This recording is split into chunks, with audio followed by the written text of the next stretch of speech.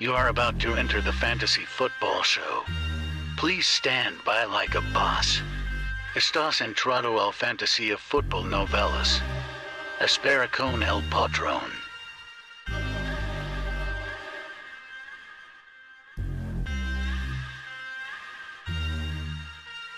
Smitty is live Monday through Friday, 7 p.m. Eastern.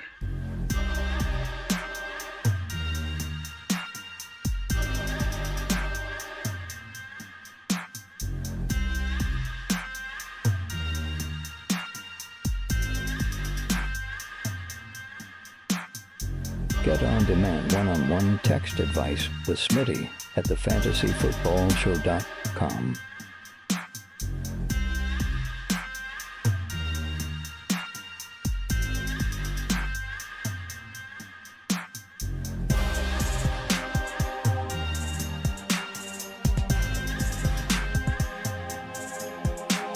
You are about to enter the fantasy football show. Please stand by like a boss. Estás entrado al fantasía fútbol novelas. Espera con el patrón.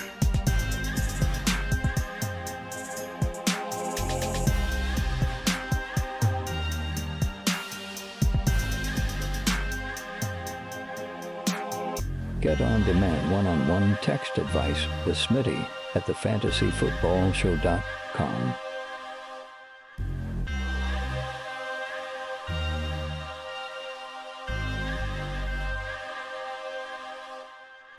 You are about to enter the fantasy football show. Please stand by like a boss. Estás entrado al fantasía fútbol novelas. Espera con el patrón.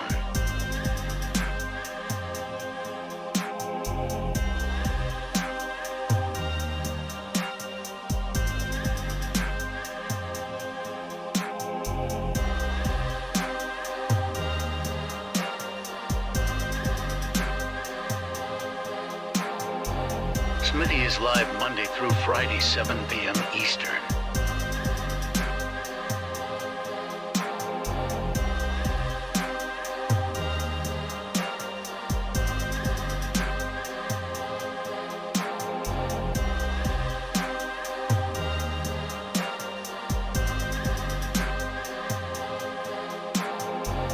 You are about to enter the fantasy football show.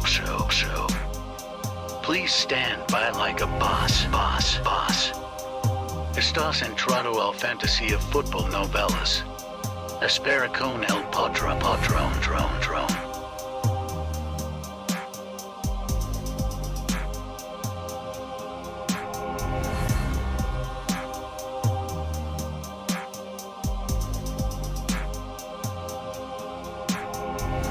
You are about to enter the fantasy football show. Please stand by like a boss. Estás entrado al fantasy. Live from the fantasyfootballshow.com studios. It's the Fantasy Football Show.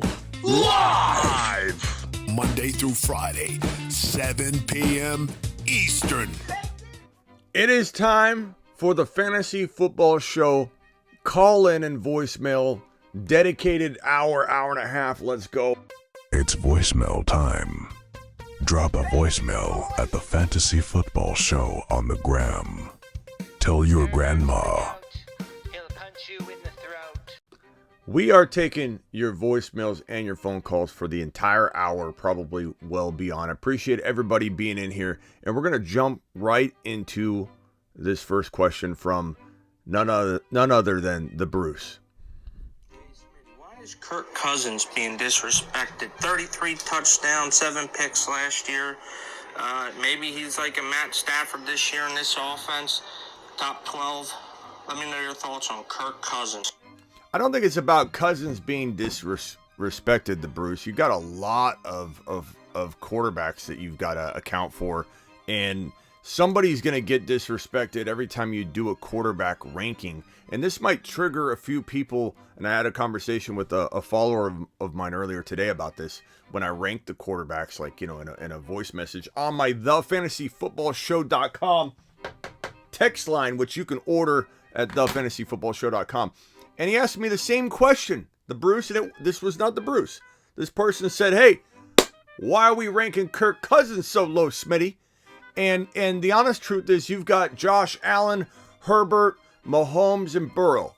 Your 4 big dogs, right? Tier break. Don't give me anything else. Tier break. Those are the top 4. But Lamar, Kyler, in no particular order. Lamar, Kyler, Hurts, Tom Brady, Dak Prescott, Russell Wilson. We're 10 deep. Stafford, Aaron Rodgers, Trey Lance, Derek Carr. I mean, where do we have room other than like right here around 15, 16, 17, 18? Like, you can say Kirk Cousins deserves to be top 10 all you want, but who are you bumping out? You bumping out Brady, Dak, Russell Wilson, Stafford, Aaron Rodgers, Trey Lance, Derek Carr?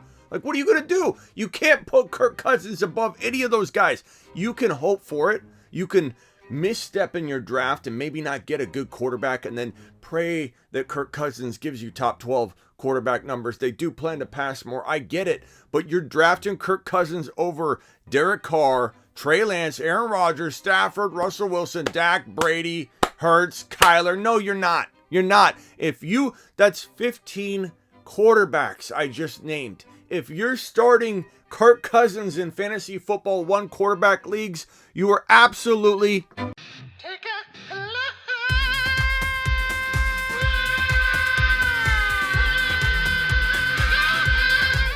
there's no excuse for it. There's no excuse for it whatsoever. In a 2 QB league, we could have the conversation of him being a very undervalued quarterback too. But you cannot start Kirk Cousins in 1 QB leagues. I just named 3-4 guys past number 12 that you got to start and draft before Kirk Cousins. I appreciate you, the Bruce. It's a good question. Hey, Smitty, do you believe if Watson's suspension is 4 games, that Calvin Ridley's 1-year suspension should be lowered or no? Calvin Ridley's 1-year suspension, they're completely different, situations. So you can't just be like, hey, let's go back. Like Kamara. Now that Watson's suspension is low, you can hit whoever you want. You can beat whoever you want in an elevator. They're totally unrelated. Bruce, I feel like you're a little off your game today, Bruce. Take a look.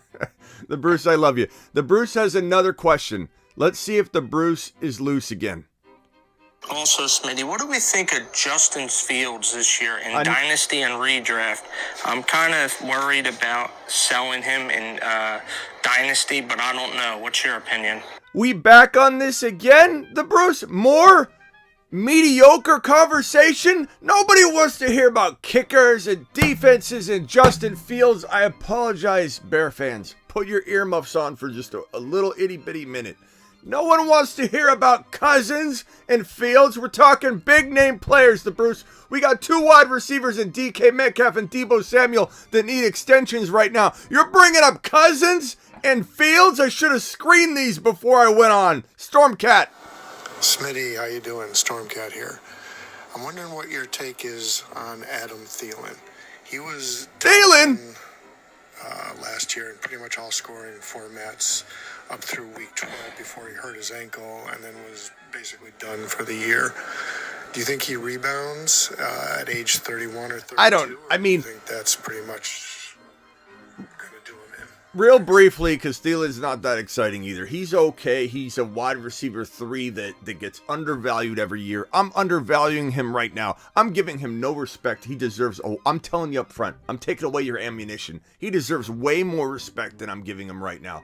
He's lower. Let's get a little higher. Let's talk about let's talk about the meat and potatoes here. Smitty, Stormcat again. My Bring second question is about Alvin Kamara. Okay. From what I'm seeing, there's a pretty realistic chance that he doesn't even serve any suspension this year, maybe pushed to next year.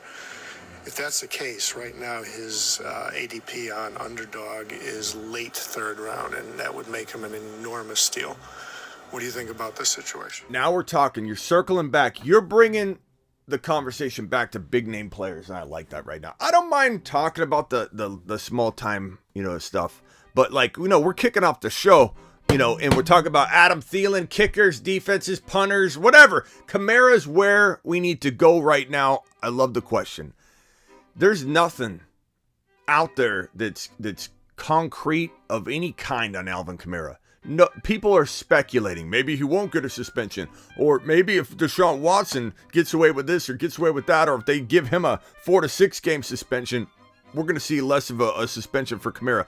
Not the case. The NFL is very weird about this kind of stuff, and the NFL will definitely come down harder on Kamara because they have more control over that, whereas this independent arbitrator, this independent judge, Sue Robinson, is going to come down with the recommendation on the Watson situation. I think Smitty don't like old guys, says Ron Navy. Not necessarily the case, okay? I would say that maybe there is a trend here. Maybe there's a trend when you get pretty much up to the last year or so of your tenure in the NFL. Maybe I do give you a little bit of the raw end of the deal. I give you unfair shake, quite possibly.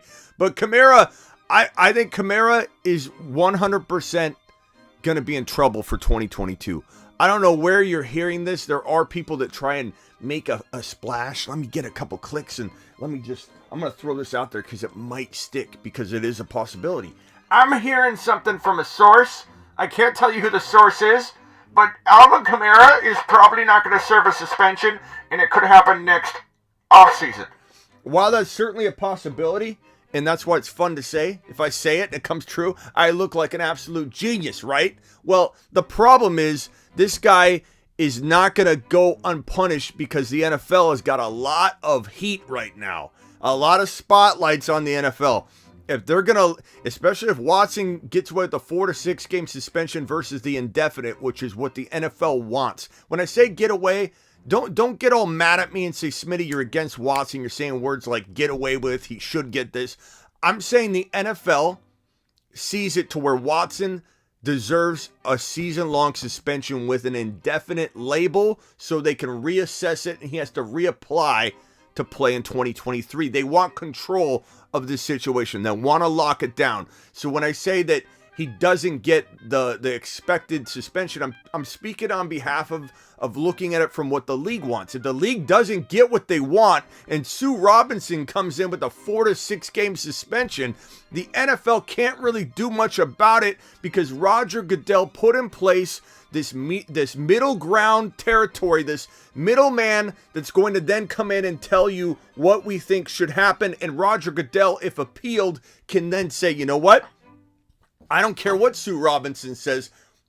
Year-long suspension. He can do that, but then why set up the process? He knows it will be a bad look if Sue Robinson comes in and goes 4 game, and then Goodell comes in and says, whole year, Sue. Why don't you get out of here, Sue? Take your bag, Sue. Get up and get the heck out of my office. You think Roger Goodell's going to do that after he invited Sue Robinson in to give her recommendation? He can't do that. He's going to say, Sue, you better give me a year-long suspension, Sue. And if Sue says, I don't play that game, Roger, you brought me in to be a middle ground person. Here we go. 4 to 6 games. Roger Goodell's going to take the 4 to 6 games, or maybe he goes a little high and says 7. Maybe we'll go 7.5. Come in at halftime. But, we know that Roger Goodell can't venture too far from Sue Robinson's recommendation. It's all on Sue. It's all on Sue Robinson. If she says 10 games, ow! If she says 10 games, then it's probably 10 games. It's probably gonna, that hurt, Charlie! Ow! Anyway, back onto the topic of Kamara. Kamara, with the spotlight on the NFL, we're looking at a freaking 6 to 10 game suspension, in my opinion. It's still burning. And I hit all 3 of the nails. It's not like I hit one of them. I hit pretty good all 3 of these fingernails. If one's gone, they're all 3 gone at this point. If one turns black, all 3 are going to be black. That would be pretty funny. I'm out 4 to 6. I'm out longer than Kamara. Anyway, let's go to the next voicemail. Thank you for those messages. Let's go to Terry. Man, Bruce is speaking facts today, people. Kirk Cousins being disrespected. Sort of agree with you there, Brucey. As far as Deshaun Watson getting a lowered suspension and Calvin Ridley, the NFL, everybody knows does things backwards anyway. So we'll see what happens, but that's just my opinion. We'll see what Smitty thinks. Thank you, buddy boy. Appreciate you. Voicemail group 2, one message. Last episode, none. Maybe one came in at the end. What is voicemail group 2 doing? Do I have to remove some of you from voicemail group 2? In fact, if I don't see a voice message from somebody in voicemail group 1 or 2, like if I scroll back and I can't find one for just like days of scrolling, I might have to remove some people so that we could get some new people in that are active and want to ask questions. It's not any offense to anybody. You can get back in. You can re-DM me and say, Smitty, I'm sorry. I'll get back in. Smitty, I promise I'll ask a question every 6 minutes. Please add me back. Please. I will add you back. It's not a punishment. I just need to remove you because we can only have 30 people in each group on Instagram. They only allow 30 people. And I literally have one message. 30 of you in voicemail group 2. I have one message and I had like 2 messages all week. Victor. What's up, Smitty? Victor, you're carrying voicemail group 2 like the Niners carried Jimmy G all year last year. What's up, Smitty? What's the line in the sand for Keenan Allen, in your opinion? I know you like this guy, but you don't draft him too much because, first, a lot of players that you like most are available in Keenan Allen's spot. Keenan Allen is gone. Is he giving me a little lip here? He might be. I like it though, Victor. You're leading the way here. This is why you're in charge of this group. You got a little bit of attitude. He's gone in a lot of leagues in the second, third round, and a lot of players are available that you like most. But I think he's going to have a huge year with Justin Herbert. Justin Herbert's the best QB in the NFL right now for me. And what do you think about his line in the sand? I like Keenan Allen. I don't dislike Keenan Allen. I like Mike Williams a little more, given you get him a little later. That's a big difference between saying I like Keenan Allen less than I like Mike Williams. That's not what I'm saying. The value-wise, like the cost of entry. I don't really love the cost of entry of Keenan Allen in round 3, the top of round 3, whereas that's kind of where I'm seeing him go, especially with all the Herbert hype that we're initiating a lot of that Herbert hype.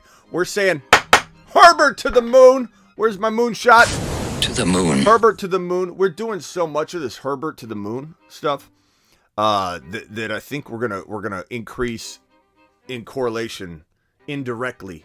1 degree of separation from Herbert. 1 degree of separation from Justin Herbert. We're moving up Mike Williams just an itty bitty bit. It's like a cobweb. We're throwing a cobweb onto Mike Williams. We're throwing a cobweb onto Keenan Allen. We're attaching it to Herbert, and then when we send Herbert to the moon, naturally it's pulling up those guys, and Keenan Allen going around the top of the 3rd.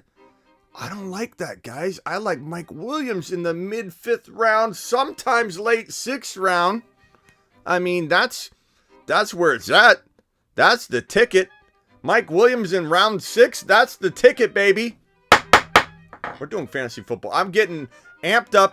We're doing fantasy football court after this, so get ready. Get your questions ready. During fantasy court, we're just rolling through. Anybody that wants to get in voicemail group 2, send me a DM on Instagram. First of all, follow me on Instagram. Send me a DM on Instagram at the Fantasy Football Show and make sure your first word's voicemail, okay? To say voicemail and then explain it to me. Don't just send me voicemail. An hour from now, I'm going to be like, Bob, what about your voicemail? I won't remember. Tell me voicemail. And then say, get me in the voicemail group 2. Put me in, coach. Put me in. And I'll put you into voicemail group 2. Where are we at? Look, after trying to put a charge into voicemail group 2, how many messages since I lit them up? None. Just Victor's message right there. Just Victor's message sitting right there. Let's go back to voicemail group 1. Tanner says, you know what? I'm not letting what happened to voicemail group 2 right now. Getting in trouble, going to detention. I'm not going to let that happen to me. Tanner says, I'm secure in my spot. Hey, Smitty, this is Tanner. What I was wondering, I've been doing quite a few mock drafts. Would you be taking Kareem Hunt or over Tony Pollard or the other way around? And then my next question is... Well, hold on, Tanner. Let's attack that one first. So Kareem Hunt versus Pollard. Send them in separate questions. So even if you've got two in a row, it's fine. You're allowed to ask more than one question. Hunt versus... Where are we at? Hunt versus Pollard. I mean, I like Pollard more talent-wise, right? If he gets in there, he's starting top 5 to 10 running back. Tony Pollard is headed to the moon if he's starting per game. Kareem Hunt could be, top 10 running back too, is starting games, but I feel like he's still not quite as electric. In that offense in Dallas could be 1 to 5 in terms of potency. Whereas that Cleveland Browns situation, even if Hunt gets in there, it's tough. Even if Chubb gets hurt and is out for 8 games, Hunt's going to be a hot commodity. We're going to all want him, right? He's a high-end running back too. But how are we gonna trust him, a starting Kareem Hunt over a starting Tony Pollard, when Tony Pollard's in an electric offense that's going to get him to the red zone, whereas the Browns situation is hogwash at this point. But I still love Hunt a little bit more. Like, if you're right now drafting a running back, like I'm trying to draft both, there's no reason you can't own both. Tony Pollard's going at like running back 30 to 32, whereas Kareem Hunt's going a lot higher. So technically speaking, you could still draft both of them. I really like Hunt. I think Hunt should be taken. I think Hunt is falling into extremely good value. You can get Hunt pretty much, at flex value now. You couldn't do that for years. Remember when Hunt was kind of a flex, a handcuff, he's a Alexander Madison, and then we went through about 2 years where you literally had to draft Chubb and Hunt in back-to-back rounds if you wanted to try and do the cuff thing, which wouldn't work because you can't cuff 2 starting running backs for yourself. You're just starting both of them, and it always hurt. It didn't do well. Starting Kareem Hunt and Nick Chubb didn't do you a service when you drafted that. But now Hunt's back. And so I love Hunt in that cuff territory. Love me some Kareem Hunt late in your draft. But Pollard I love too. Kind of a tough question to really answer because their ADPs are different. You can own both. What round do you think Kyle Pitts' true value is? Thanks, brother. Great question, because this guy's got Travis Kelce and Andrews appeal, but he doesn't have the situation to support it. He doesn't have the ability right now, Kyle Pitts, to be as good as those guys because the touchdown volume is questionable and not in place for him. Could it get there? Could Ritter be some surprise monster hiding in the shadows? Maybe, but we can't count on that. We're only hopeful of that.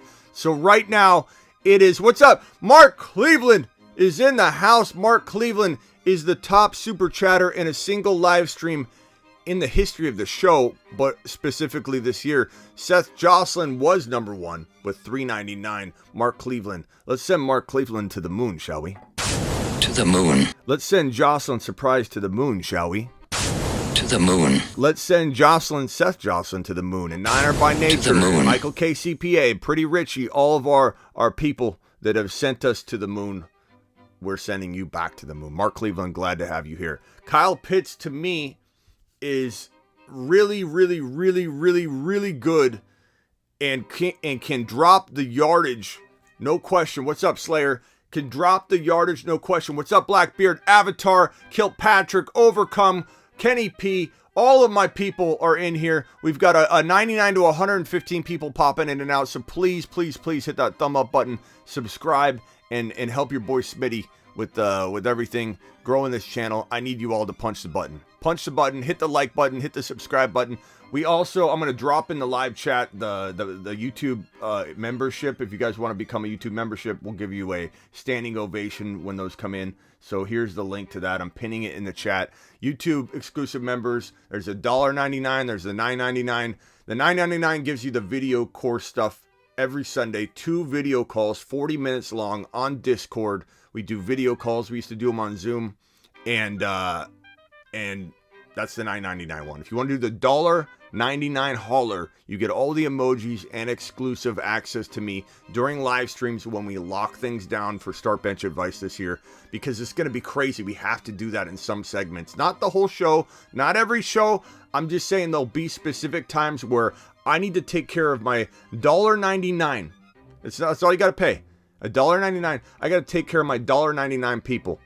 And Kilpatrick with the super chat. Thank you, Kilpatrick. Shout out. Hit that like button. Shout out to the community. Thank you, Kilpatrick, for dropping that. Where were we at?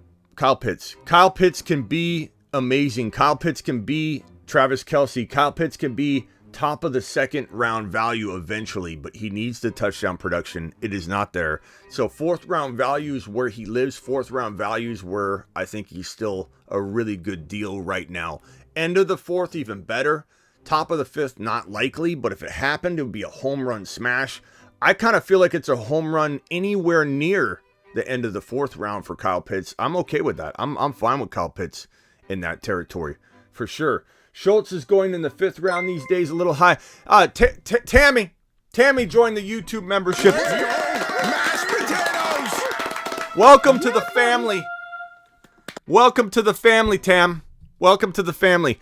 So I'm going to say Kyle Pitts, fourth round smash. Smash being at the end of the fourth round. There's still Breece Hall and guys like Herbert that can contain.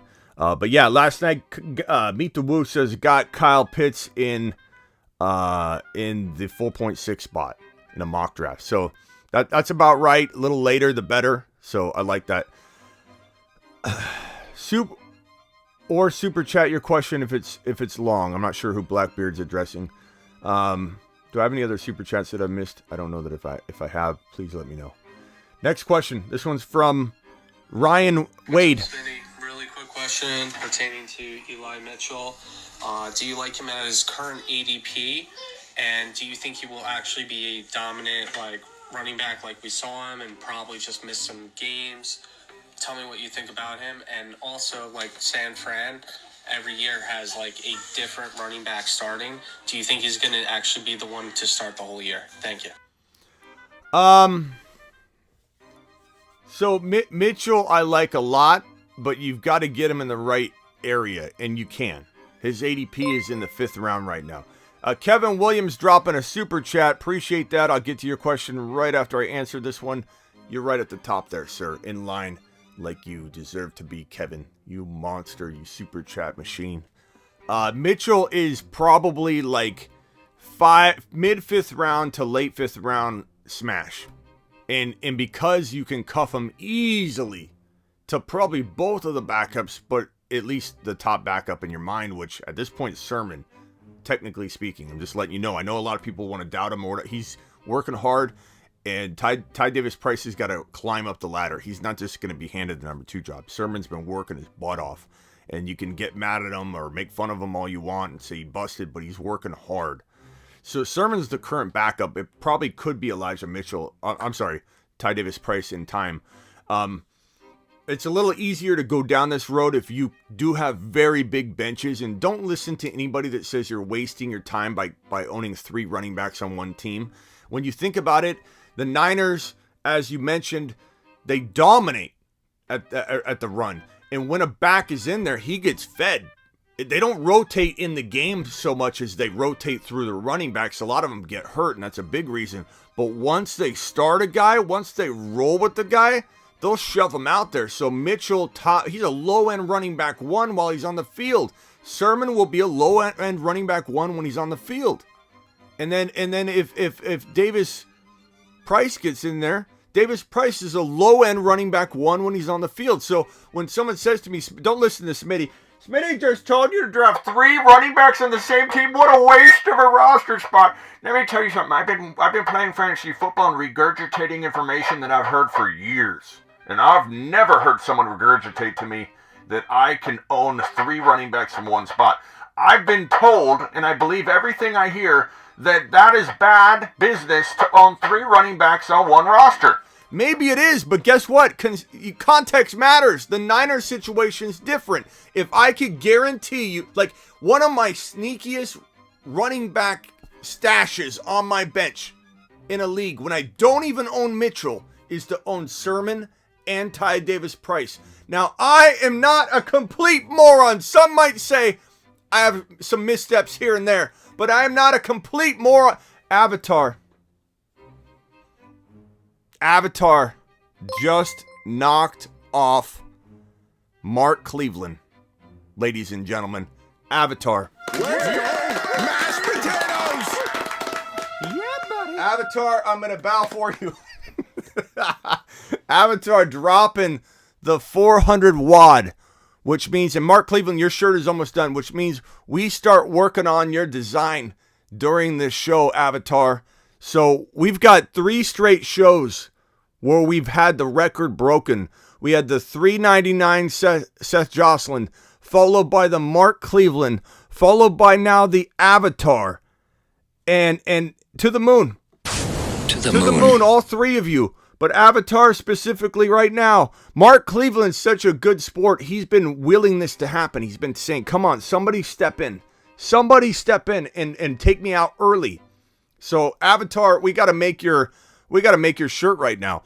Kevin, to answer your question real quick, and then before we start talking about Avatar again, and I'm going to open up the phone lines for Avatar. Avatar, you need to call in, and we need to design your shirt right now. So I'm opening up the phone line, Avatar. Or maybe, yeah, let's open the phone line and you can dial in. Or you can dial me up on Instagram, Avatar. Ring me up right now on Instagram. And we can do it that way if you want. Kevin Williams says, what's up, Smitty? In a Superflex draft this year, get Javonte at the 2.12. Do you, Smitty, approve Javonte at the 2.12? In a Superflex, I do. It does depend on who's available. I can't really, Smitty, approve anything without knowing the board and the flow. But at 2.12, if you already got a quarterback, so you took, obviously, if you're at 2.12, you drafted 1.1. You took a quarterback. You didn't take JT, I'm assuming. You can't not take a quarterback if you're at the 1.1 in a Superflex. So you have to go with a Josh Allen or Herbert. Let's just say you went Josh Allen. Now you can treat this as a normal draft, in my opinion, in a Superflex. 2 QB mandatory is different than Superflex. Superflex, you have the option. I'm going to say go ahead and go Javonte, but it depends on who's there. Like, is Najee there? Is Chase Jefferson Kupp? So I kind of need to know context of that, but in general, no, that's fine. That's absolutely fine. Just bought the 2022 content deal on the website. Attaboy, Overcome, and DM me. Did you get the $30 one or the 75 and get the text message? DM me if you need to add the texting. I'll swing you a little bit of a deal or something. Herbert 1.1, Kevin. Okay, who's available there for you? Now, Avatar, we didn't even read Avatar's message. We got so excited. We didn't even get to it. So let me read this message on behalf of Avatar. Let it be known that no one goes harder than Avatar. Graveyard Crew, when do I get my emoji? You get your emoji right now, Avatar. How do we? Let's go in and create his emoji right now. Let's create his emoji right now, and I'm gonna create a little like makeshift one. Avatar. Let's see. Avatar.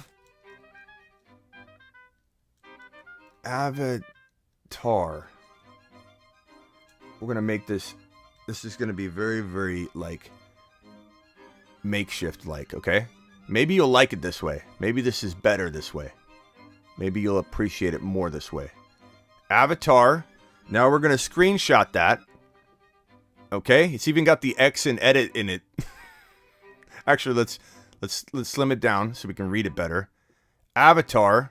Mark Cleveland, use your emoji before it goes away. Or, we didn't make marks yet. We got to like have the top 3 people have their emojis. Okay, so hold on. I saved that. Let me go in and adjust the avatars, or the avatars. Let me adjust the emojis. Going in, 1 second. Avatar, don't freak out. Here it comes. Let me add that. Emojis. Okay. Poor. I feel so bad taking out Jocelyn's. But hey, rules are the rules. Okay, Jocelyn's, yours is getting edited, replacing image. Avatar's image. The name will be Avatar. Saved. Saved. Avatar, try and use it right now. You might have to close the live chat, come back into the live chat. Tell me if your avatar emoji work. Everybody drop an avatar emoji right now. Let's see if it works. I'm going to drop it too.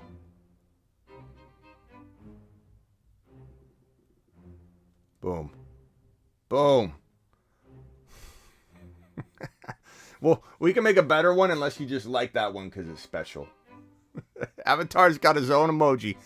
There you go. Drop an avatar. The leading super chatter of the year. In a single live stream. If you're driving and you can't call in, that's okay. But we'll make your shirt live if you want. Call into the show. Call into the show.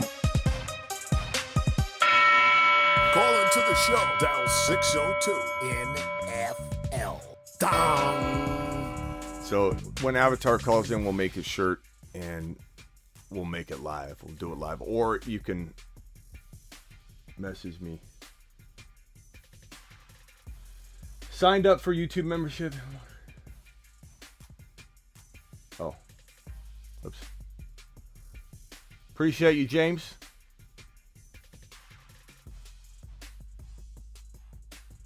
Let's go back to the voicemails while we wait for some phone calls. Victor dropping another one.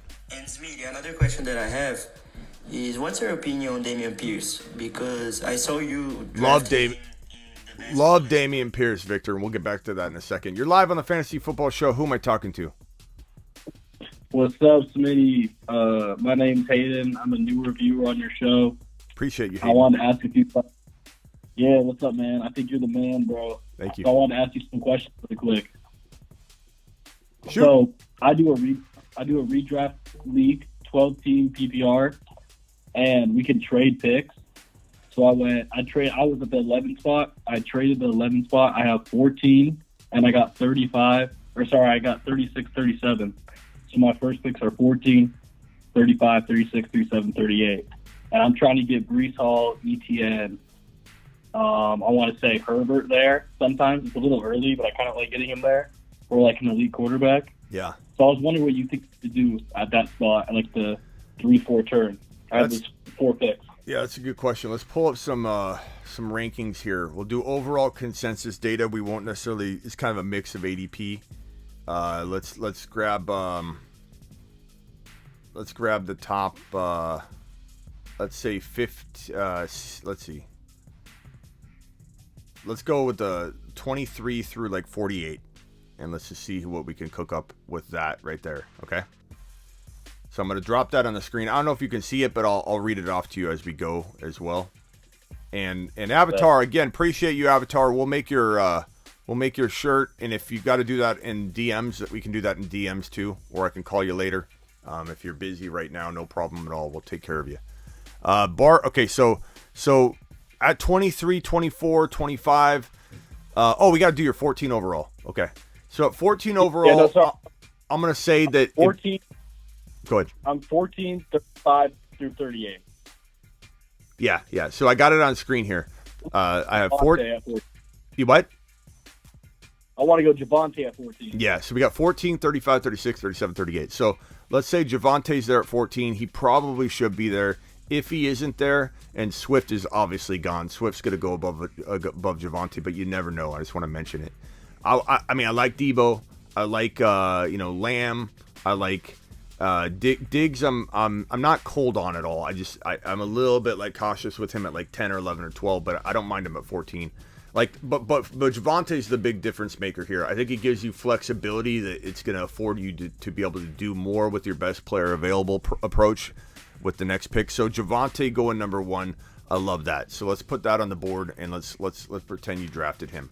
So Javonte Williams is going to you. That's your first pick. And we'll put that right up at the top here. So let's build your team. So Javonte. You got Javonte. Now pick 35. Let's go a little bit above 35 and see who might slip. Josh Allen could fall. And I don't mind that. Kyle Pitts could fall. That would be a good selection as well. A.J. Brown could fall. Tyreek Hill won't. T. Higgins probably won't. And I don't know if I like T. Higgins, but I don't know about maybe. Yeah, you'd be okay with Higgins in this range. But I think what you would be lucky to get is, let's say Breece Hall's there, okay? Let's say ETN is there. Yeah. I would take Breece Hall. I would take ETN. Then you'd have your I assume you could start 3 running backs, right? Yeah. Okay. Then I would probably go, so that's 35, 36. So you have a wide receiver that you need to grab here. Let's call it DK. I think DK could definitely be there. And then you got to make a decision. When's your next pick? 59. I think you should maybe wait till 59 and pass on the quarterback if you can get something like this. If McLaurin and DK are there, try and see if you can get Burrow somehow. I'm not saying he'll fall to 59. I've seen him fall to 59 pretty, I want to say regularly. Yeah, actually, yeah. 59 is what? What pick is that? 4 point or It should be end of the. 4.9. I want to say 5th. The what? End of the 5th. Yeah. 59. I've had Burrow be there like pretty much every time. Yeah. Okay. So let's do that. Let's say Burrow. Let's say Burrow is your pick. I think you'll get him there. I think you'll definitely get him there. So wait on Burrow. Burrow's the best pick in the NFL. This team right here would win you a championship. This team right here would absolutely win you a championship. You know what I'm saying? Yes. Thank you, I'm Avatar. with you, bro. Like, look at Burrow, Javonte Hall, ETN, DK, McLaurin. I literally would I would email everybody after this draft and be like, guys, there's no shame in sending me half the money up front. I'll collect all the money, and then let's just start over again so you guys can have a shot and we can all have fun. Because this right here wouldn't be fun for anybody. And you can replace DK with Waddle. You can replace, either one of these guys. You could put Herbert in one of these spots, and then a wide receiver like Hollywood Brown instead of Burrow. You could do a different variation of this. And let's say Hall or ETN wasn't there. You could go, McLaurin, DK, and Waddle.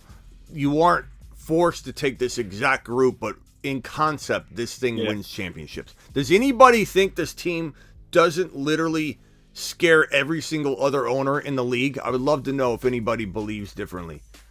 Brian says he likes Pittman in there and Mike Williams. I'm not opposed to Mike Williams in here. I personally don't like Pittman enough. When you consolidate down to you trade down and you've got this grouping of players, I think you got to hit more home runs than Pittman. I think Pittman doesn't have enough upside to be one of these guys because,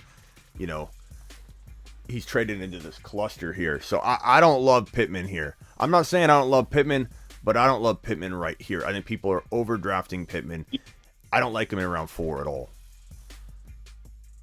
Sorry about that. Something I've also seen is like ETN might not be there when I get there. So like Monty sometimes falls there. Elijah Mitchell sometimes is there. But I like ETN over both of them, honestly, personally. But also Deontay Johnson's there too. I don't know if you're big on Deontay Johnson, but him and Waddle usually fall there. Mm-hmm. Yeah, I'm not big on Deontay. Deontay and Pittman are two of my avoids given where they're going. It's not that I hate them in general. I just feel like Deontay in the 4th round and Pittman in the 4th round is leaving you no room for error. I like Pittman. He's a great wide receiver 3 or low end 2, but like people are drafting him as almost a low end wide receiver 1 or like a high end wide receiver 2, and the same thing with Deontay. And I just don't love that. I would love this team. And guys, give or take, it's the process and strategy, not necessarily the exact player. So if you like Pittman as much as DK, do you if you're watching this? But this formula right here would win leagues. Win leagues single-handedly, just smash everybody to Breece's pieces, baby. This team would be absolutely phenomenal.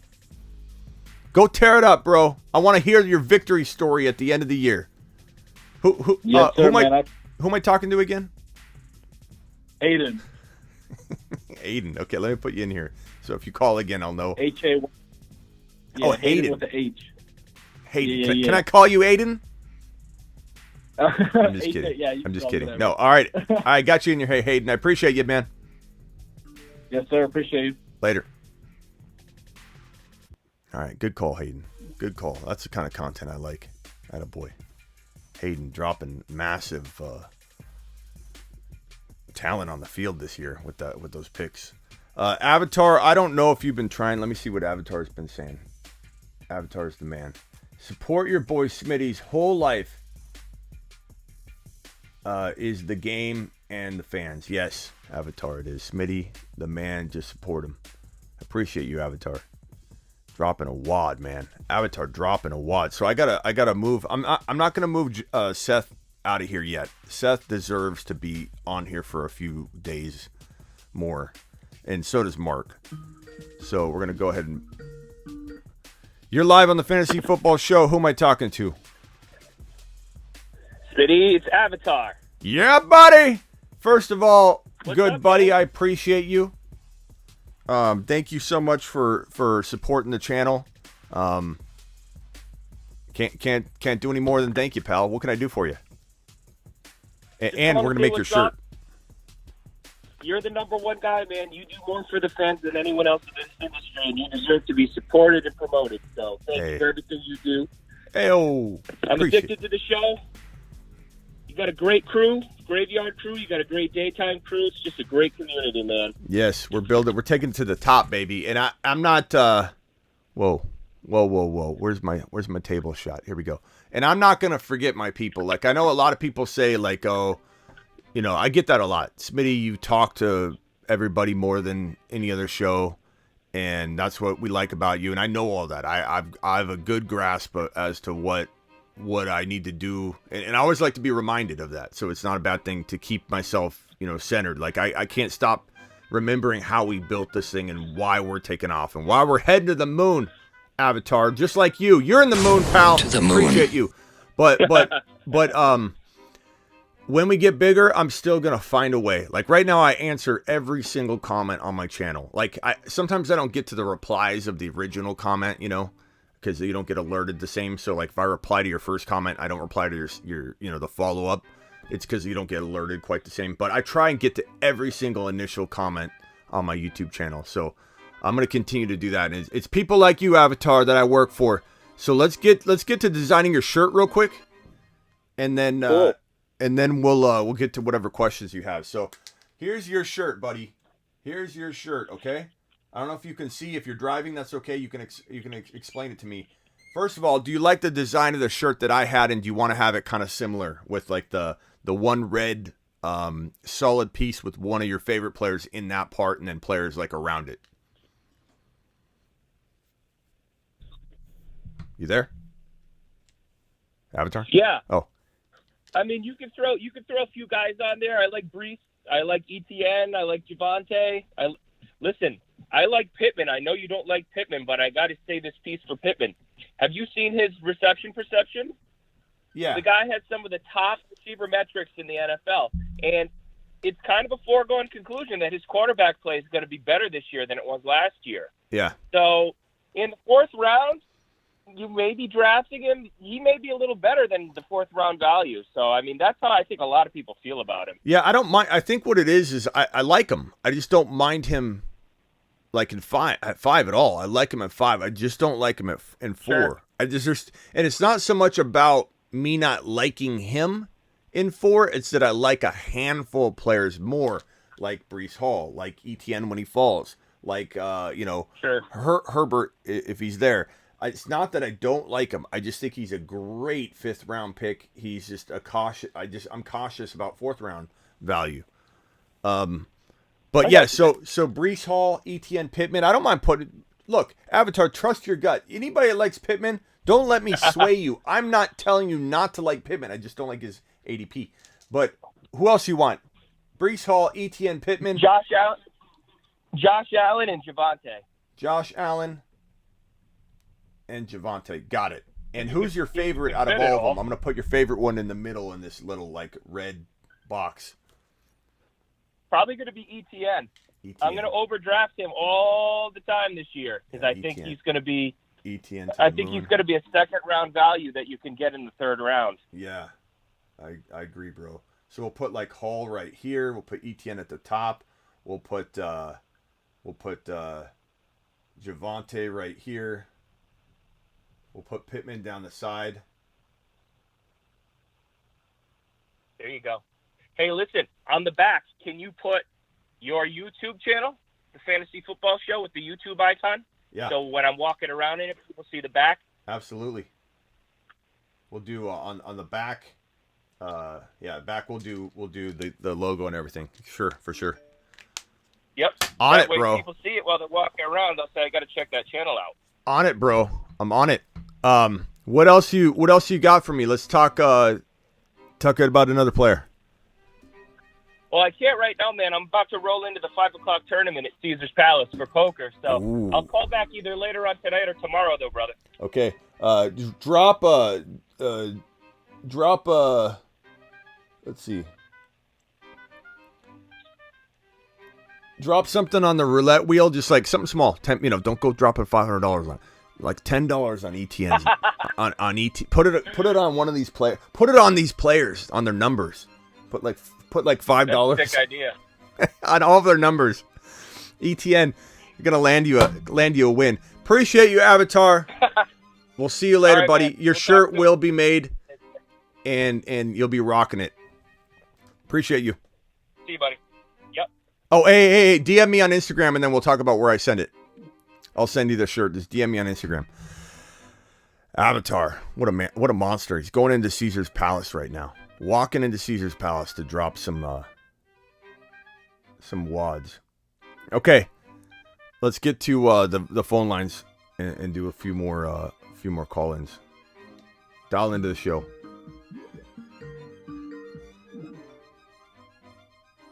Oh, dial in again. I missed it, guys.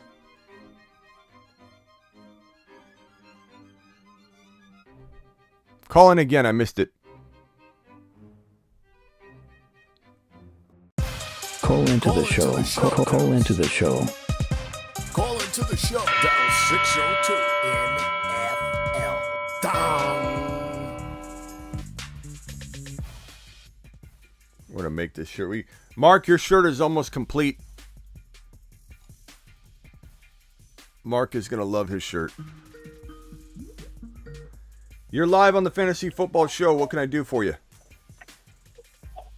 What's up, Smitty? It's James Conklin, man. Y'all put me on the voicemail group on the IG. Okay. DM me and then I'll do that. Did you already send me a DM? Yes, sir. Okay. But I just want to bring up a discussion topic, right? So let's talk about dynasty. Okay. You can only have one, and I want you to make a case for either one or the other. So let's talk about the rookie running back, or not the running backs, but the rookie wide receivers. Okay. So you got Jameson Williams. You have Olave. Who's the kid out of London? And then the Jets. Which one was that? Garrett Wilson. The other Ohio State kid. Yeah, Garrett Wilson. Yeah. Okay. So I'm leaning more towards Olave just because of we don't know what Mike Thomas is. Yeah, the weird thing about this, bro, is that I would say the fact that you're gonna have some players ranking better in redraft than they are in dynasty is weird. Like, this is a weird wide receiver year. Like, Watson's gonna maybe be one of the best rookie wide receivers, but yet when Aaron Rodgers leaves, what are we left with? We don't know. So I would say of this crew right here, Olave's got the best shot at being the best redraft wide receiver of the ones you've listed. Long term, I think he's still in the top 3. Jameson Williams is my number 1 long term, but he's not going to do it in year 1. He's going to take a lot of time to get back on. He's got to get back on his horse. He's got to get his explosion back. One of his biggest assets is the separation that he's able to provide, and he's not going to be able to do that for some time. Even when he comes back, it's going to take him a while to get back, and then when he gets back, he's going to have a tough time with that separation. Olave's just in the best spot. I don't trust Mike Williams. I've told everybody from day one. I told everybody from last year. Do not to come over and stuff. You what? Too sensitive. Like, yeah. Yeah. Sorry, my coworker showed up. Oh. No. Olave easily is my pick. Yeah. And that's even going forward because Jameson Winston's not old. You know what I mean? Like he can actually establish some rapport. So yeah, I would say Jameson Williams long term. I would say Olave's in the top 3 regardless. I think London's in the top 3 or 4. Like the hard part is they're all very close, and guys like London and Garrett Wilson who might have a little more ability or upside than I don't want to say upside than Olave because Olave is right there, but like Watson. Like Watson doesn't have as much skill as Garrett Wilson in London, but his situation is better. Garrett Wilson's situation could be good. We don't really know yet. We got to kind of see how it plays out. London's situation isn't that good. He's got to compete with targets and touchdown opportunities that are, I think, like slim enough to go around. You got Cordero Patterson moving back to wide receiver. You've got Tyler Algier. They're going to probably lean on the run a little bit. I don't know that I love London as a rookie. I think he'll be very inconsistent. Olave, I don't trust Mike Williams. Mike Williams, I said stay away from for last year and this year. No news is bad news. Mike Williams, rounding out corners, not making sharp cuts, and everybody's excited because there's footage of him running. There's footage of him running routes and doing very, very minimal stuff right now, and we're in July. Like, I'm not excited about Mike Williams. We're probably looking at, I think, a very disappointing Mike Williams season, but that opens the door to Olave. I trust Olave more than I trust Mike Williams. I'm sorry, Mike Thomas. I keep saying Mike Williams. Mike Thomas, sorry. Mike I know Thomas. what you're talking about. Yeah, you're good. Mike Thomas. I love Mike Williams. To the moon. Mike Thomas fade all day. Yeah, Mike Williams. Let me make this right between me and Mike. To the moon. I apologize, Mike Williams. That was my fault. Thomas. Everybody in the chat, there's like a 10-second delay. I see Mike Thomas. I apologize. What else do you got for me? And I'm sorry, who did you say this was? Man, this is James Conklin, man. Conklin. Okay. Yeah, last year you called me on IG when I was working on a forklift, so that was kind of entertaining. I had to tell my boss, hold on, I'm busy. Conklin, okay. But yeah, man, I need to be in the voicemail group. I'll bring the content. Yep, I will look for you and I will add you. I appreciate you, James. All right, save me in the phone because I'm gonna call in all year. I got you saved. I'll know when you're calling now. Appreciate you. All right, appreciate it. All right, dial into the show. Call into the show. Dial 602 NFL. Down. You're live on the Fantasy Football Show. Hey, Smitty, how you doing? It's Steven. Wanted to ask you a question, man. It's the first time I'm doing a tight end premium league. How early in those types of leagues would you target tight end? Do you need like my scoring or anything like that? No. I mean, in general, I will say, Steven, that it obviously matters flow. And I don't have that flow. I won't have that flow, unless you're on the clock or something. It depends, like if you think you can get a Dawson Knox later, which I'm in the Scott Fishbowl tight end premium in 6 point per TD pass. Every other TD worth 5 points. Is a really weird scoring. I don't like how they do weird scoring every year. I know they do it to make it fun that no one really knows what the scoring is going to look like or, the strategy involved of a new scoring format. And they kind of tweak it every year a little bit. But I don't like weird scoring, to be honest. I don't like double quarterback with tight end premium and then minus, this and that and reception, get points for carries or you get, I hate when I don't want to create content for every single scoring out there, So like tight end premium even bothers me in some ways. But like I have to provide content for it when I'm asked questions. And I have the text line that, I help break it down for people. And I can conceptualize what needs to be adjusted, But I'd say that in a tight end premium, you'll find two things happening. One of two things happening. Tight ends go like crazy, and they get scooped up like mad, and you can't get a Dawson Knox in round 5 or a Freiermuth in round 6. Or only people react to the very top tight ends like Kelsey, Pitts, Waller, Andrews, Kittle, and then they just kind of soften on it again. And then it's like kind of treated like normal. That's kind of how the Scott Fishbowl has been. Everybody scooped up Andrews and they gobbled up the top guys. And now no one's even drafting the other tight ends because like tight end premium, it's a hard thing to invest in midway through the draft because you're already, especially if it's Superflex. If you're Superflex on top of it, they usually go hand in hand. It's Well, Superflex. for me, I can tell you what this one, no Superflex, but so they have everything lined up. It's one quarterback, two running backs.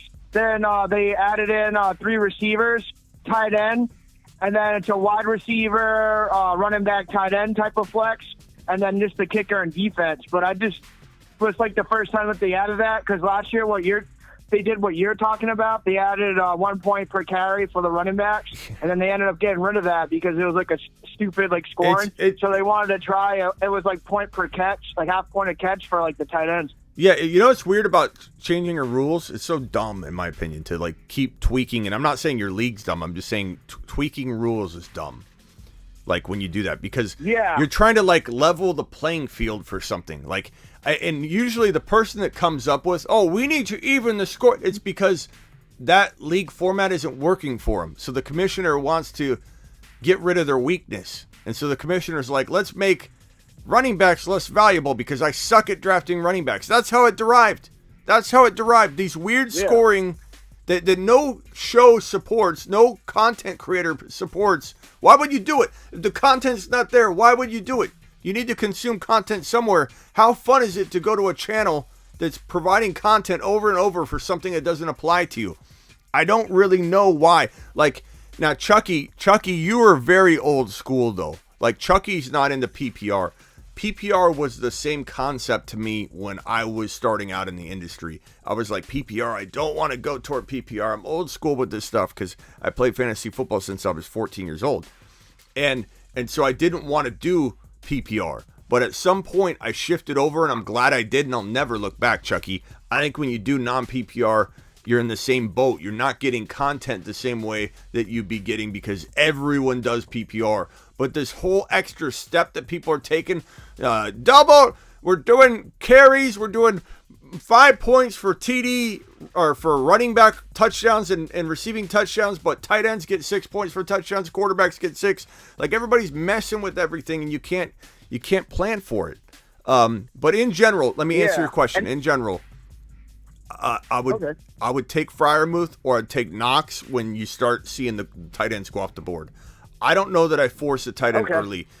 I think I take advantage of the panic of that initially, and I hope that there's a Freiermuth waiting for me because I love Freiermuth's value more than I love forcing a tight end early in a premium because I want to land the next guy.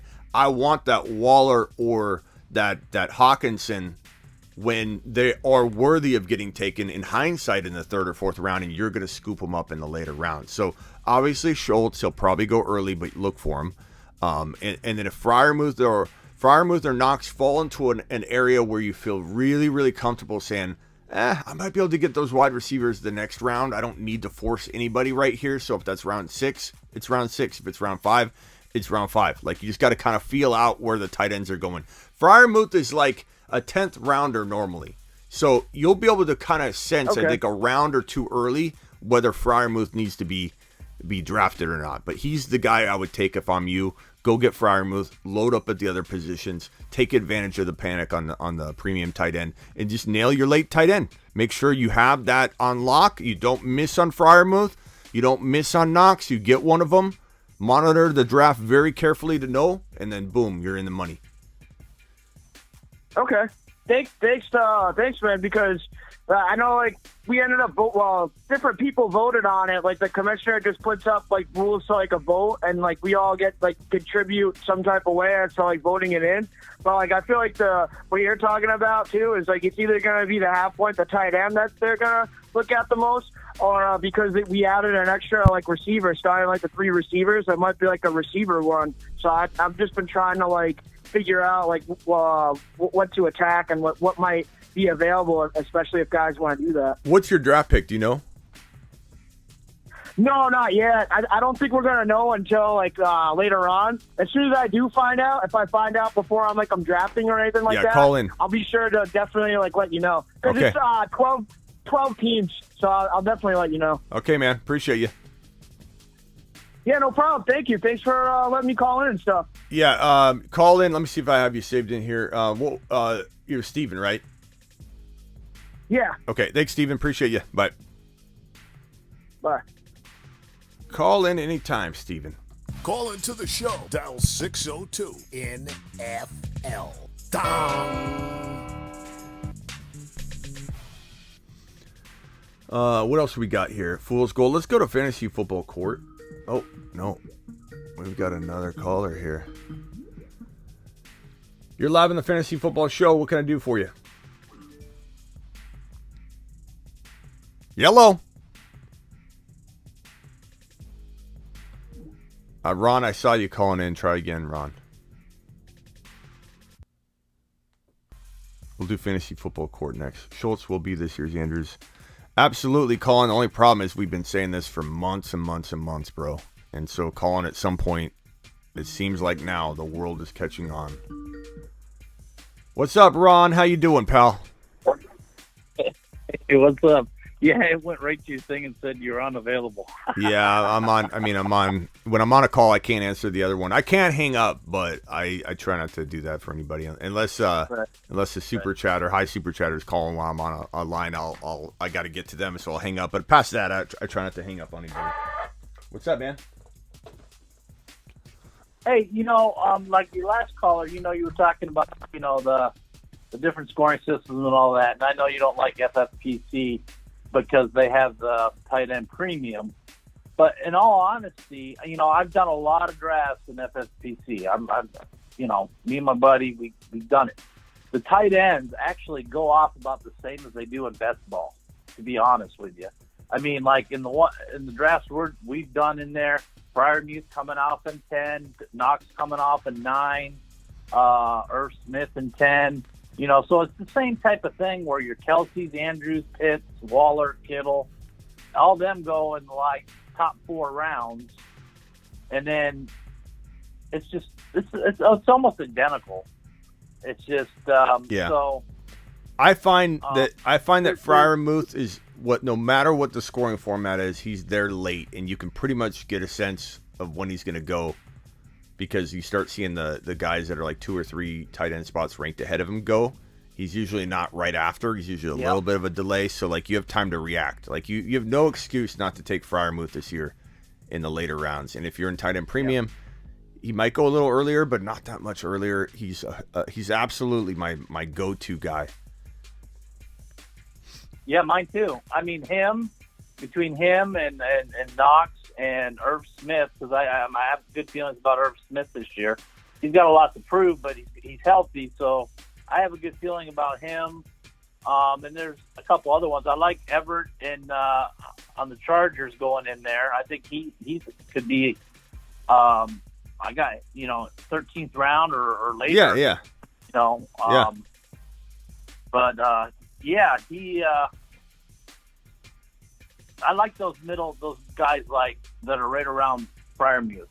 I did a draft the other night where the top 2 people in the draft in best ball, it was Freiermuth and Irv Smith. They were back to back in ADP, and I needed 2 tight ends, and there was no receiver, no running backs I wanted around them, so I went back to back because I had the 11-12. So yep. I mean, I had the 12. I had the turn. Muth and Knox are my guys. I went and got. Yep. Muth and Knox. I like, but Knox goes a little bit earlier, so sometimes you miss out on them. And so if I can't get Knox, then I'll do like the Irv Smith and the Freiermuth. Yep. Because they're right around that area. It depends where I'm at in the draft, the spot, and all that. But hey, real quick though, too, at the beginning of the show, you were talking about, how the Watson thing and all that. But I think the Goodell could be screwed no matter how he goes about it, whether he takes her advice or he doesn't take her advice. Yeah. Because the women's activist groups are out there, and when Watson got that big payday, they were all over it. And so even if Goodell thinks, okay, well, I'm going to go with her because it will look bad if I don't go with her, if he does that, these women groups can really smear the NFL really bad. You don't think they will. They will. So I think he's screwed if he doesn't at least push. That's true. I've kind of thought about that myself too. and I've gone back and forth on what way I think it could go. But you're right. I mean, you're right. The only thing is, it's like you're going to have a lot of people coming down on him saying, why did you put the process in place to begin with? Maybe there's some way to, in crafty fashion, and who knows how corrupt this process is, Like I'm not suggesting Sue Robinson is vulnerable to that, but we just don't know like what she's being instructed to do, how she's being brought in, how much freedom does she really have? Like we don't really know, and so I feel like it could go 100 different ways for sure. He is screwed no matter what, because you're right, the women's activist groups will be all over it no matter what, and if he doesn't move it up, there'll be a lot of people that are upset anyway. And if, let's say, she comes in and says 6 to 8 games and he says, no, it's a season long, everyone's going to blast him for that. So either way it goes, he will be in bad shape. The only thing that would be good is if Sue Robinson comes in with a season-long suspension, or at least like a 12 game, and then everybody wins from the perspective, not Watson, especially if Watson's innocent. I understand everybody's still on the innocent till proven guilty thing, but in terms of the NFL's eyes, if it comes in high, then he can leave it alone and say, I'm not touching it. This is why I brought her in. And if it's high enough, then he can hide behind that and say, no, she made the ruling, not me. So like, if it comes in, the only way what you're saying is going to be, if it comes in too low, then it's a really tough spot to be in for him. And that's his fault. Like I don't feel bad for him, but he's in a real tough spot if it comes in 4 to 6 games. You can't leave it at 4 to 6 games. You also can't do anything if it's 10 to 12, because then he would be circumventing her. To take it from 10 to 12 to a season, that is going to look really bad for him. But he can't leave it at 4 to 6 because of what you're saying, because then it's going to look really bad for him. And so it has to be somewhere high, but maybe not season long, for everybody to kind of walk away from it and be like, okay, it makes sense for all sides, even though one side's going to be unhappy. What else you got? Yeah. Well, why is there so much discrepancy in like all these rankings and 80?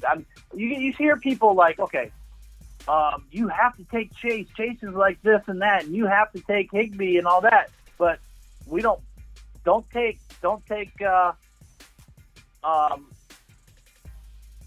quarterback because we think he sucks. How is that? You know what I'm saying? It's like, we're getting great deals on Burrow right now, but I mean, you hear people all the time saying, take these high good receivers or running backs or whatever, but stay away from their quarterback.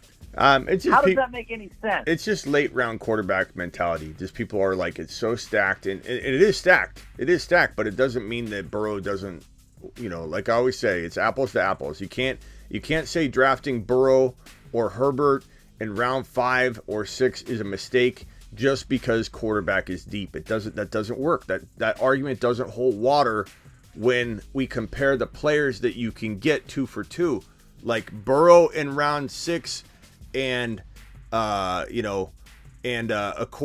a quarterback later. Let's say you could even promise me you could get Stafford in round 9.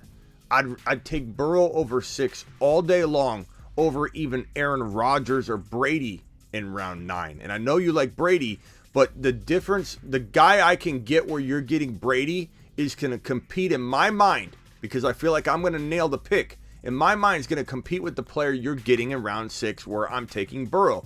So to defend early quarterback drafting a little bit, it depends on when you're on the clock and who is there alternatively to make you not want to go early quarterback, because I love going Trey Lance in round 7 or 8. I love going Russell Wilson late. I'm all about drafting any quarterback anywhere, anytime. It's who's on the clock when you're going to maybe go quarterback early. Everybody answering this question with a blanket statement, not factoring in the flow of draft. It's astonishing how many analysts out there literally say wait on a quarterback. They don't even know what the draft board looks like. Wait on a quarterback. Don't draft a quarterback early. You can get an Aaron Rodgers later. Who cares about Aaron Rodgers when I can get Burrow or Herbert in the right place where people are sleeping at the wheel. Like, that's the part that drives me nuts. Or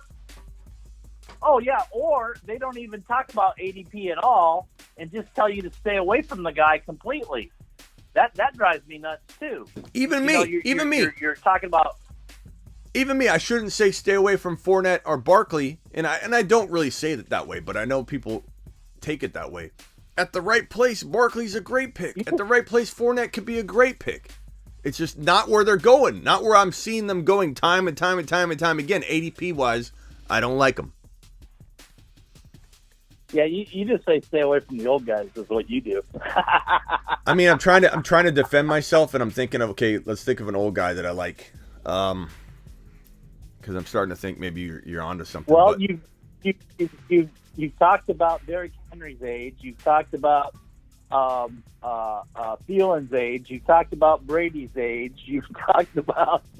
Yeah, but these all are players on the cliff. Like, their feet are over the edge, and the question is, do they have one more year left? Like Henry, he's got one more year left if he does, and I don't want to be holding the bag when he falls off the face of the earth. Henry cannot do, like, when people come in and say, oh, Henry's good for at least 2 or 3, like at least 2 more years, maybe even 3, he's just built different. That person doesn't, I think, understand that statistically speaking, it's impossible. Like, it's impossible for him to be an elite player for 3 more years. Like, 1 year, definitely possible. The odds are really low in my estimation. But, like, for sure, Henry could be the number 1 overall player in fantasy football 2022. I admit that. It's just a lower percentage that I'm comfortable with where he's going. Anybody within the top 20 could be the number 1 overall player. And some of them have a 0.0004% chance. Some of them have a 10% chance. Some of them have a 5% chance. I mean, you could argue that anybody's capable that's like a relatively high pick of being the number 1 overall player at their position. The odds are there. Barkley could be the number 1 overall running back in 2022. The odds are just so low of him being even worth a second rounder, in my opinion. I'm taking him in 3, or I'm not taking him at all. So, I don't know. What's up, Jacob? What's up, David? All right, last thing, I gotta get to the next call. What do you? Last statement, Ron.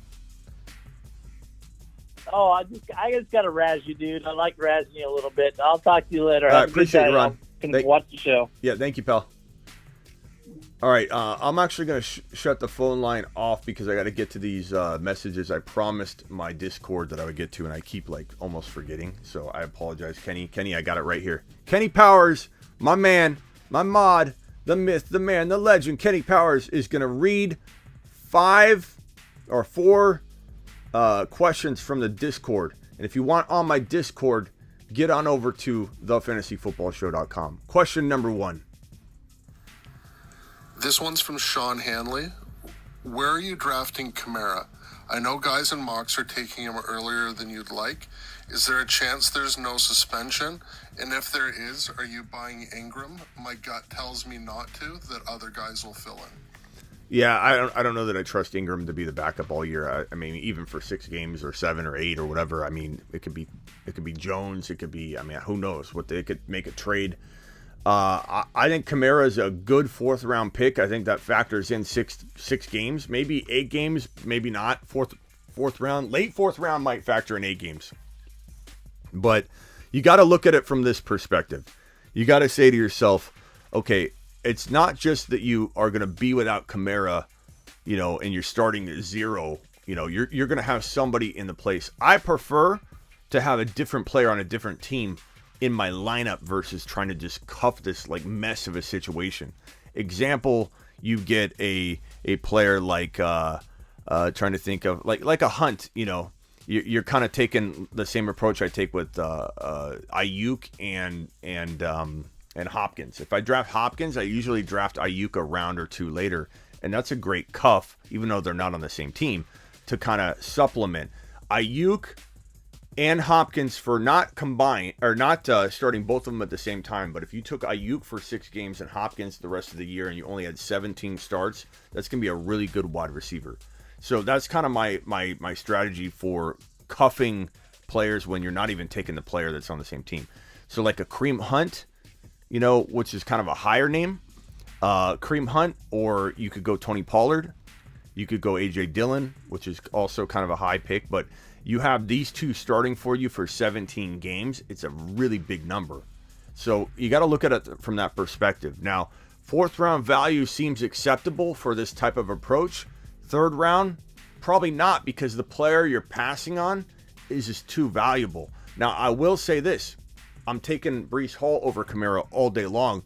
So that kind of eliminates, in my mind, the idea that I'm probably ever going to own Kamara. Kamara's most likely going to be off the board when I'm at a position to draft Breece Hall. So when I'm ready, when I'm willing and ready to draft Breece Hall, he's already long gone. But in general, I probably would say 4th round. Mid 4th round feels about right and protected into the delay, you know, in having him in your lineup. Good question. Cable asks, in a 1 QB, 2 RB, 2 wide receiver, 1 tight end format, after 6 rounds, what would your roster usually look like? Mine is 1 QB, 3 running backs, and 2 wide receivers. Let's hear that again. 2 wide receiver, 2 RB. Cable asks, in a 1 QB, 2 RB, 2 wide receiver, 1 tight end format, after 6 rounds, what would your roster use? Okay. I mean, best player available. Cable, I cannot tell you what to do, because that's me telling you to draft a position. You'll never hear me tell you, hey, go into your draft for sure going wide receiver, running back. Or don't go quarterback early, like I just ranted about for several minutes. You got to go best player available. You have to go best player available. There's just no other way to do it. And I don't care if it creates a hole in your lineup. I don't care. If you have a weak running back 2, you have a weak running back 2. Buckle up your pants, pull them up real nice and tight, and go to work. Go to work on the waiver wire. Okay? Because if you don't buckle up and toughen up and go get yourself an Eli Mitchell, go grab yourself a bunch of Tony Pollards in your draft and get yourself in a position to fill that hole, then what else are you going to do? Like, you really going to draft a position? I don't understand it. I don't even understand it. How people could even suggest that you don't go best player available makes no sense whatsoever. I don't care about a weakness on my team if I'm literally stockpiling everywhere else. If I've got the best wide receivers and running back 1 and quarterback combination you can find in the draft, but I'm weak at running back, I've told people to do this before, like, Smitty, give me something unorthodox. I'm ready. Let's do something crazy. I'm ready. This person's not ready. This person's full of anxiety. This person doesn't want to go down this road. They pretend they want to. They want to fly real close to the sun, but they don't have sunscreen on. And so Smitty says, you know, hey, maybe we'll go with best player available, and maybe that leads us down a really cool road. Okay, we got to go best player available. So I help him with their draft. I've even had a guy. You can order me to draft with you on the fantasyfootballshow.com. So he ordered a draft call. I was all his the whole hour. We're on the phone talking, and we say, he goes, okay. He's real nervous, because he's stepping outside of normalcy, and I'm like, oh my god, this is not going to end well. This guy's anxious in a panic attack mode, and he's like, okay, so we ended up going unorthodox, best player available. Dude didn't have a running back 2. We skipped it. We're like, 3rd round, go wide receiver. Don't worry about running back. But I normally go running back. Do you want to do an unorthodox approach or not? We go ahead and we draft wide receiver. We stack this team. It's the best team I've seen in a draft, you know, at this point. I forget what the team is now, but this is last year. One of the best teams I'd seen at that point doing a draft call with somebody. But he had a really weak running back 2. Probably even recommended Sermon and Mitchell to him. I know Sermon busted, but it's a duo. Sermon and Mitchell, it landed. It killed. It crushed. It won leagues. But this guy was just a panic. And so after we built him a really, really, really good team, walks out of his draft with like Pollards and Madison. and a bunch of other players that obviously did well from a running back 2 sneaky perspective. He dismantled the whole thing for a week straight, text message after text message. Smitty, I just can't handle it. I'm going to trade back into just destroyed his team. Took 4 steps backwards to get two running backs. No wide receivers whatsoever. Bare bones wide receivers within a week. Guy dismantled his roster. You have to stay the course. If you go best player available and it creates a hole at your running back 2, then you work all year on it. You work the waiver wire. You work trades. You do your very best. And you figure it out. This question right here, only because they say they stay healthy, can we trust Akers? You can't trust Akers. Not at where he's going. Akers cannot be trusted anywhere near his ADP if it's anywhere near round 3. And another one from Cable. In a 12-team redraft, it's the 4th round. We've drafted 2 wide receivers and 1 running back. Herbert, Hall, and Etienne are all still available. Which one do we take? Did he say what players he had? And another one from Cable. In a 12-team redraft, it's the 4th round. We've drafted 2 wide receivers and 1 running back. I wish I knew who he had. Herbert, Hall, and Etienne are all still available. Which one do we take? I take Hall because Burrow's there for you later. Hall or Etienne. Etienne's a tad bit safer. So if you want safety, if I knew who you had, I could kind of like tell you whether Breece Hall is worth the risk. I love Breece Hall. I draft Breece Hall a little bit more than I draft Etienne, but I'm torn on it. In a side-by-side draft, I go Etienne in one, I go Breece Hall in the other, and I want to go down both roads. I don't even know where your pick is. Maybe Breece Hall falls to your next pick. You know what I'm saying? So I don't really know what the board looks like. I would say if you want safety, go Etienne. If you want a little more high risk, high reward, because there is a potentially shares carries in the beginning of the year. I'm not worried about it long term, and he's a rookie, so I'm okay with him being unleashed a little slowly in weeks 1, 2, and 3, but still getting production. Etienne's a bit safer. And the Burrow factor, Burrow's probably going to be waiting for you at the next round or two. So give me Etienne if you want safety. Give me Breece Hall if you like a little risk. And either way, absolutely love it. And I'm assuming this is redraft because in Dynasty he's a first rounder. So I just want to make that point in case it's like, no, it's Dynasty. He's still there. The dude asks, how do we evaluate is placed on chemistry? Dude asks, how do we evaluate players changing teams? How much consideration is placed on chemistry, playbook, and in-place assets without going 100% optimistic because it rarely works out? Say that one more time. The dude asks, how do we evaluate players changing teams? How much consideration is placed on chemistry? Okay, changing teams for players. Sorry, I was getting like 4 incoming calls while I was doing that. Changing teams, it's case by case, you know, like example, Robert Woods is changing teams. Disaster. Like counting on Robert Woods is not advisable. Why would you? The guy's coming back from an ACL tear, learning a new system and playbook, and you want him to come back and tear it up. Like I'm not even drafting Robert Woods. And that's you know what I mean? Like it's a different situation entirely. Ron Navy dropping a super chat. You might want to mention best player is not the top of the ADP rank. Yeah, sometimes people take that, and that's even head scratching to me. Best player available. A lot of people they say this about me. Smitty thinks you should draft off ADP. Why on earth am I saying draft Breece Hall way earlier than other people? Why on earth do I love Javonte at number 10, 11, 12 if I've got to take him there, you know, and Swift's gone or something? Yeah, so Ron makes a good point. People need to be reminded of that, I guess.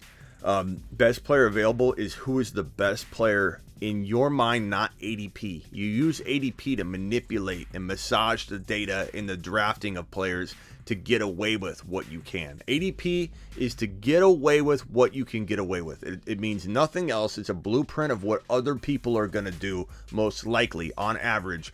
ADP data is a blueprint. The pre-rank list is a blueprint. No, some people can step outside the bounds of the ADP in the pre-rank. Yeah, Like you. Like you're gonna. Like I'm gonna. But it is a blueprint because it pressures people. And if Breece Hall's climbing up ADP pre-ranked list and you're on the clock and Breece Hall's the third-ranked running back, he's not going to last to your next pick if you're picking 10, 15, 20 picks away. If you're 18 picks away, Breece Hall is not going to be there if he's the fifth-ranked running back. You have to reach. And reaching's okay. Reaching's okay when you've got to take the player. So, as far as changing teams, it's case by case. You can't really address it the same way in general. It's hard for wide receivers to change position or to move teams. Now, Tyreek Hill, here's your case by case. I think Tyreek Hill is moving to a much lesser situation because of the quarterback, but he's not based on the coach. So you love the fact that he's going to a place where the coach, Miami Mike McDaniel, helped orchestrate and blueprint up and design the Deebo Samuel wideback role. So Tyreek Hill is going to play a bunch of wideback, and the casual is going to come in here and say, "You can't hold up as a running back, Smitty." That's a casual. A casual does not understand what wideback is. A casual thinks that what Deebo played at the end of the year was wideback. That was not. Deebo played wideback, but at the end of the year he's playing running back. There's a big difference. Wideback is wide receiver. Wide receiver that comes and does jet sweeps, gets the football at the line of scrimmage or behind the quarterback, turns a 1 yard or minus 4 yard catch into a 70-yard touchdown. That's wideback. That's wideback. That's what Tyreek Hill is going to play. That is not running back like Deebo played at the end of the year. No one wants Deebo to play running back. And when Deebo says, "I'm no longer playing running back," it doesn't mean he's not going to play wideback. And it doesn't mean he's not going to want the ball in his hands at all times once the contract's actually inked. Amazing Asian in the building, dropping a wad on the screen. Amazing Asian. Appreciate. Where's the button? Let's go! Mashed potatoes! Yeah, buddy. Amazing. Amazing is amazing. Where are we at? Phone lines. So Tyreek Hill's movement is ironically not bad situationally. He just doesn't have the quarterback, so therefore, in turn, it's kind of a negative. See how it's all case by case? Like, Woods moving is horrible for Woods because he's got an ACL recovery he's got to worry about. Awful. Awful.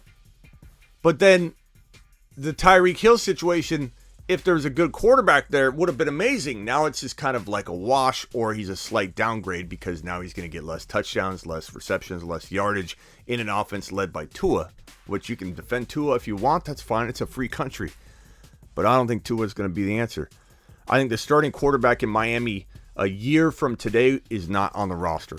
I think whoever starts in 2023 will be acquired or drafted or whatever the case may be, but I don't think Tua. Maybe Tua gets 1.5 years or something. Maybe we say a half a year in, he's no longer on the roster or starting for the Miami Dolphins. Sorry, a year and a half in. Maybe he goes a whole year and then he goes a half a year. I don't know.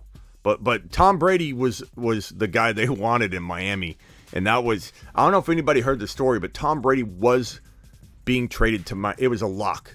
Tom Brady in Miami was an absolute lock before the Flores stuff blew up, and it was locked in, and it got unraveled by the Flores situation. And that was before Miami Mike was there.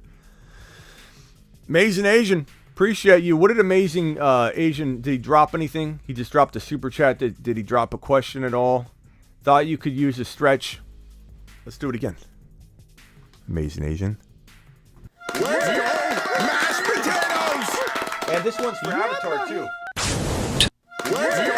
Mashed potatoes! Yeah, buddy. Do it. Doing it live. Appreciate you, Amazing. DM me to get in the no bench league, by the way.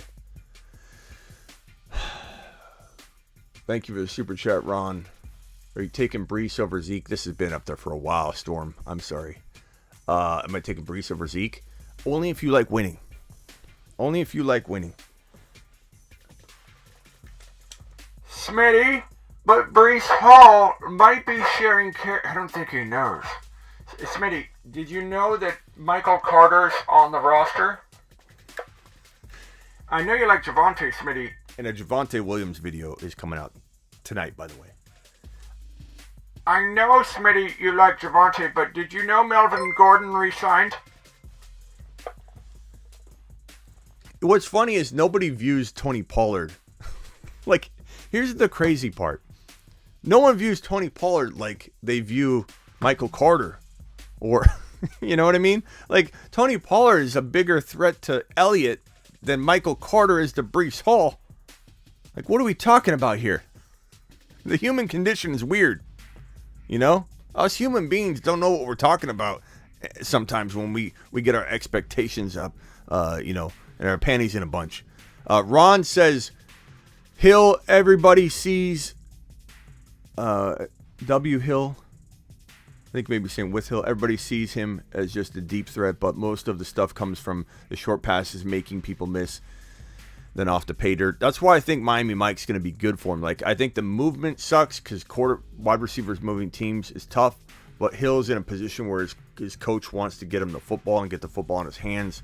So I think he gets a lot of, like, maybe he gets 200 or 300 rushing yards and like 3 or 4 rushing touchdowns. You know what I'm saying? Don't drink the Zeke Kool-Aid. No one's drinking the Zeke Kool-Aid around here.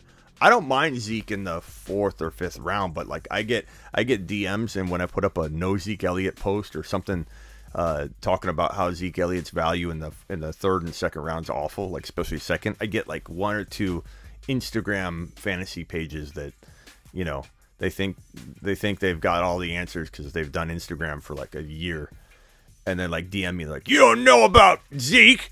He's gonna prove you wrong. Okay, bro. Literally, while you were sharding in your diaper and your parents refused to change it for hours on end while they were watching my content, and you were in your diaper and your dad's watching, listening to the radio. He's like, hold on, son, as you're sitting in your shart. Okay, Smitty's on right now. We got to listen to him talk about Kurt Warner. While I was doing that, and when you were in your diaper, and I've been looking at this stuff from a pattern recognition perspective for going on decades now. Zeke Elliott is at the end of the road. Is there one more year? Maybe. But if there's one more year, maybe, why don't we take him in round 4 and not talk about how people are morons that don't take him in round 2? You know? Go back to sharding in your diaper. That's what I say to these people. They literally, these guys that have had a page for 1 year on Instagram, they're like, you don't even know what you're talking about, Smitty. Talking about Zeke Elliott like that. He's going to be absolutely amazing. He's going to be so amazing. You're going to see. You're going to pay. Vamp dropping a super chat. Vamp, I appreciate you. What's Vamp saying? Smitty, if you had to pick which of your takes could turn out to be the worst this year, show's rolling, let's go. What could be my worst take? I mean, the Henry take could be. Like, the Henry take could be the worst take because, I'm admitting there is a percentage chance that Derrick Henry could be a top 1 to 5 running back. But the odds are low. Doesn't mean it won't happen. It's like my card example. You go to 2 blackjack tables, okay? You're in Vegas, and we've got Avatar in Vegas right now. You go to 2 blackjack tables. One of them is 1 deck. And I don't know if you guys know much about cards or blackjack or whatever, but like going to a table with 1 deck is really, really good because you can count a little easier. You know when the dealer is going to bust. Higher likelihood to know when the dealer is going to bust. Off the shuffle. You know what the odds are just by playing 1 deck. They used to, I don't know if they have the 1 decks anymore. You can't really find them. But occasionally they would a couple of years ago or a handful of years ago when I go to Vegas on the regular. They would have they only do it for a little while. They'd have a 1 deck table. And you want to go to the 1 deck table. You have a 1 deck table over here. And then you've got a table over here with 4 decks in it, in the shoe. Like, which one are you going to go to? Like, Derrick Henry's not a good bet that you're going to be able to land it where you got a shot. You could win. You could go over to the 5 deck table. You could choose the 5 deck table, the 5 card deck over the 1 single deck and still win, and I could lose. That's Henry. Going to that table is Henry. There's a percentage chance that he does well. There is. But over here, I see a deck with Swift. Over here, I see a deck with Javonte, a single deck, where my odds are a lot higher. So it really just comes down to, will it happen? Will the odds be in his favor? Will the odds forever be in Derrick Henry's favor because they're smaller? His mileage is absolutely massive. Christian McCaffrey lives over on the 3, 4, 5 deck shoe. Swift is over. Swift has a little risk, but he's still over in the 1 deck, maybe 1.5 decks because of the injury risk. That's the way I look at it. Now, I know everybody's different. I know everybody has a different chance of it in their mind, and that's fine. That's why we play the game. Where's my 20% chance of Derrick Henry staying healthy for 16 games even? Where's that come from? My brain, like arbitrary number that I calculate through experience. I'm not admitting I have a machine here that's cranking out a little piece of paper that says 19.75% chance Derrick Henry. Like, it's coming from the noggin, okay? It's coming from the noggin. The same man that smashed his finger at the beginning of the show when he tried to hit this is the guy coming up with the number. Look, I've done this a while, and I'm not going to hit on everything. So, Vamp, to answer your question, the most likely player that I could miss on is the guy that has the talent that I'm betting against because of the sheer volume that we've never seen somebody have before at his size. So I'm staying clear, Vamp. I'm staying clear. Doesn't mean I won't be wrong on that one. With Swift, you bet on the come. He's proven nothing, says Ron. Yeah, I mean, you have an argument there, but that's all fantasy football is predicting, a player to rise and when they're going to rise. Breece Hall has done, absolutely nothing. Javonte has to do so much more, but you pattern recognition everywhere. And while Henry's done it, the odds of me being wrong, and this is in my mind, the odds of me being wrong on Swift, Breece Hall, Javonte on their rise are a lot lower than the odds of Henry being able to stay healthy for another season that's even remotely close to 16 games. In my mind. Not trying to be negative with that question. No problem, Vamp. You can't be negative when you drop a super chat anyway, Vamp. You dropped a great question. If I was yelling, it wasn't at the question. It was that Henry could be the guy. Henry could be the guy. The only other player I could be wrong about, I think, to a degree where I would say it would be my worst call, or I kind of feel like maybe sometimes I don't give them enough credit, would probably be, I suppose, Lamar, Henry, McCaffrey, and I mean, I don't think I'm going to be wrong on Akers. But he's one that you would, look to. Swift. What about Arian Foster? Chucky? That was one of my bigger calls, bro. The Arian Foster call. That was on CBS Sports Radio, too.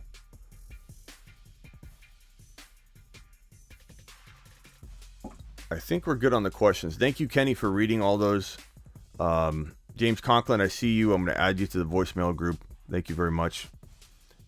Gary, appreciate you.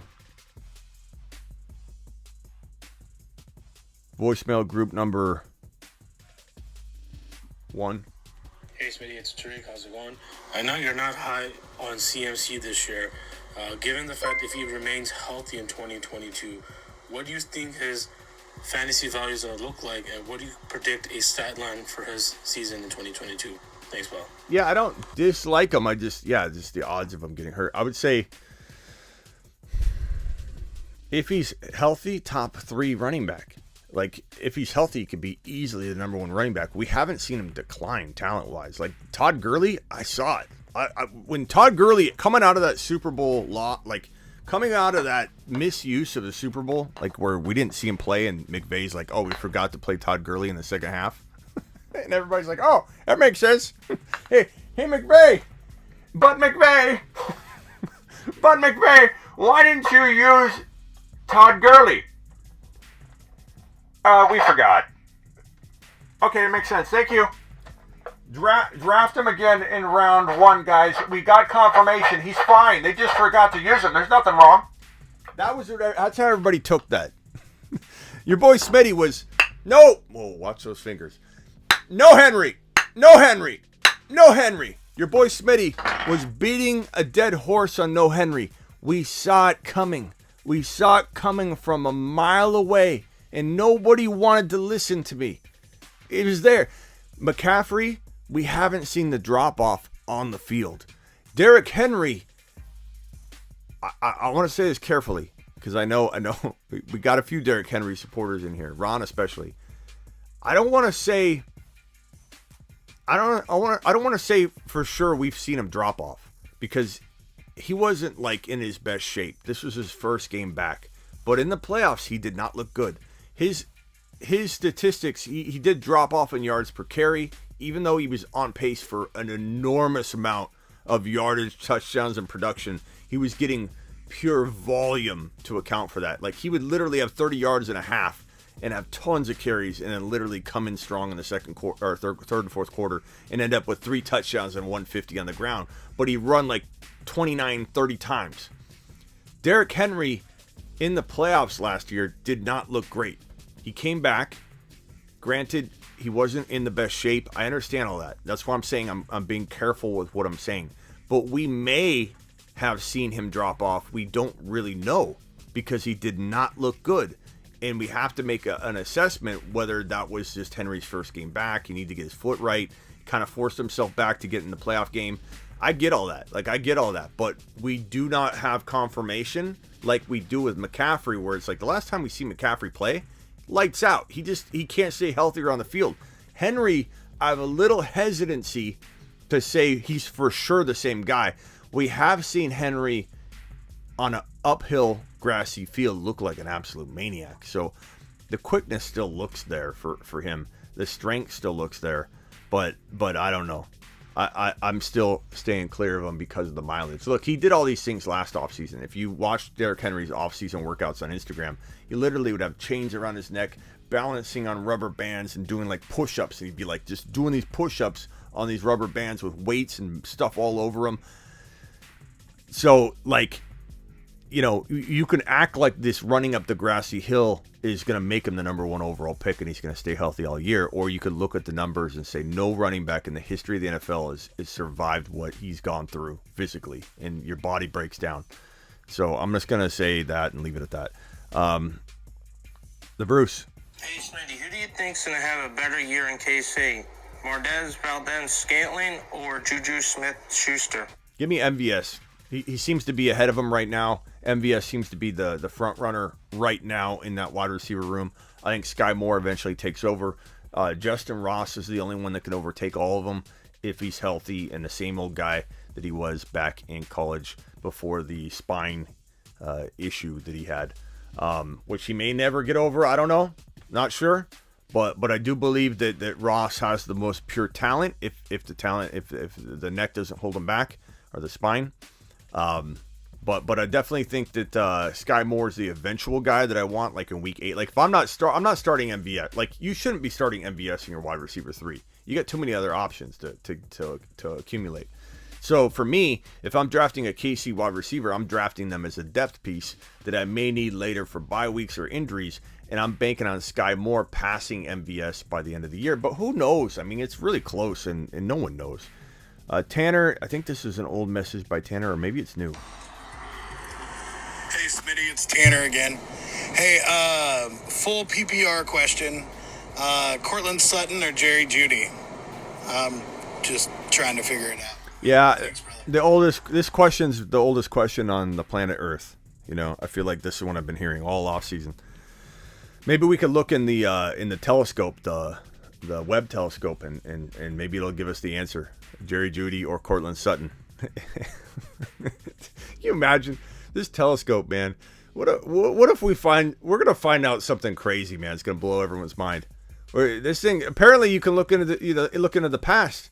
Maybe somehow we could find out what happens to fantasy football. Can you imagine if this just ruined football for us? You could just look into the telescope and figure out what's there. There goes my job. Now I'm gonna be a news show only, which I love NFL news, but this telescope is gonna change everything. I can already feel it. The things that we can see with this thing. I don't know if you guys have looked at that. Who brought that up last time? I was looking into it after, and it's amazing. This telescope, the crap we can see, how far we can see, how small we are. We're just a peon. We're a grain of sand, not on the Earth. We're a grain of sand, like in our whole galaxy.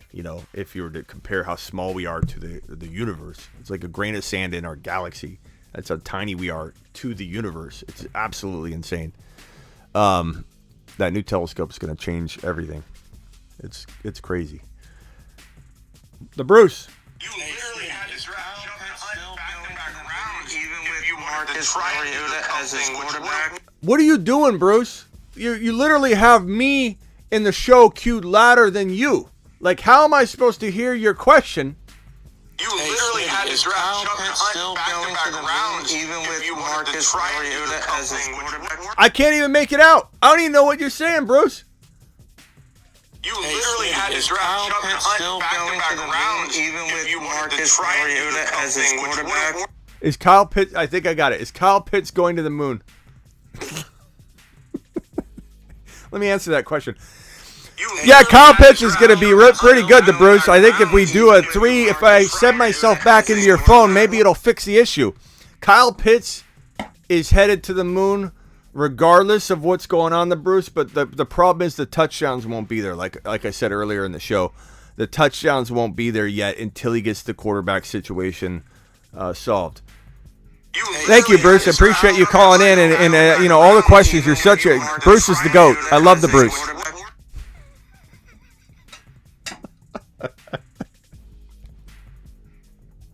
I have never heard someone's background audio that loud before in my life. I call my mother's house. That's what it's like calling my mom's house. She yells at me about the TV. She's got the TV on. And I call up. I'm like, hey, Mom. And she's like, here's my mom. Hello? I can't hear a word you're saying. I can't hear. Hold on. I'm going to turn the TV down. It's the loudest I've ever heard someone. You literally had to draft back-to-back rounds, even with Marcus Am I- Mariota as his quarterback. The Bruce. I love the Bruce. Hey, where's Shoddy? Shoddy, you in here? Prayers up for Shoddy.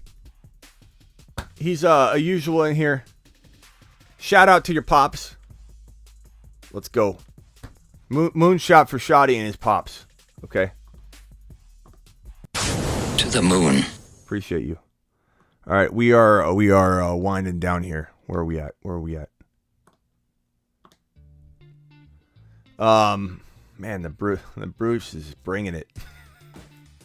I love it. Hey, the Bruce, I love you. I only attack the Bruce in that format because he's got the thickest skin of anybody I've ever. He doesn't even phase him. He'll leave me a message and not even mention any of that. He'll be like, hey, Smitty, it's the Bruce. Next question. Like this dude is just absolutely a menace to anybody that thinks they're gonna take him down or sour his mood. The Bruce has got skin as thick as I don't know. It's as thick as anything you could think of, right? Appreciate you, Ron. Appreciate all of you.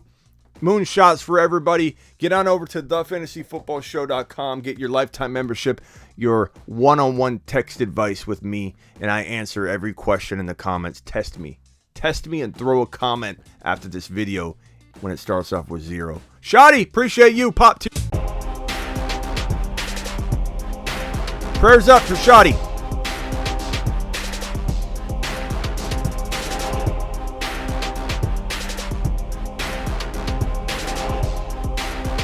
Show extended additional 2 minutes.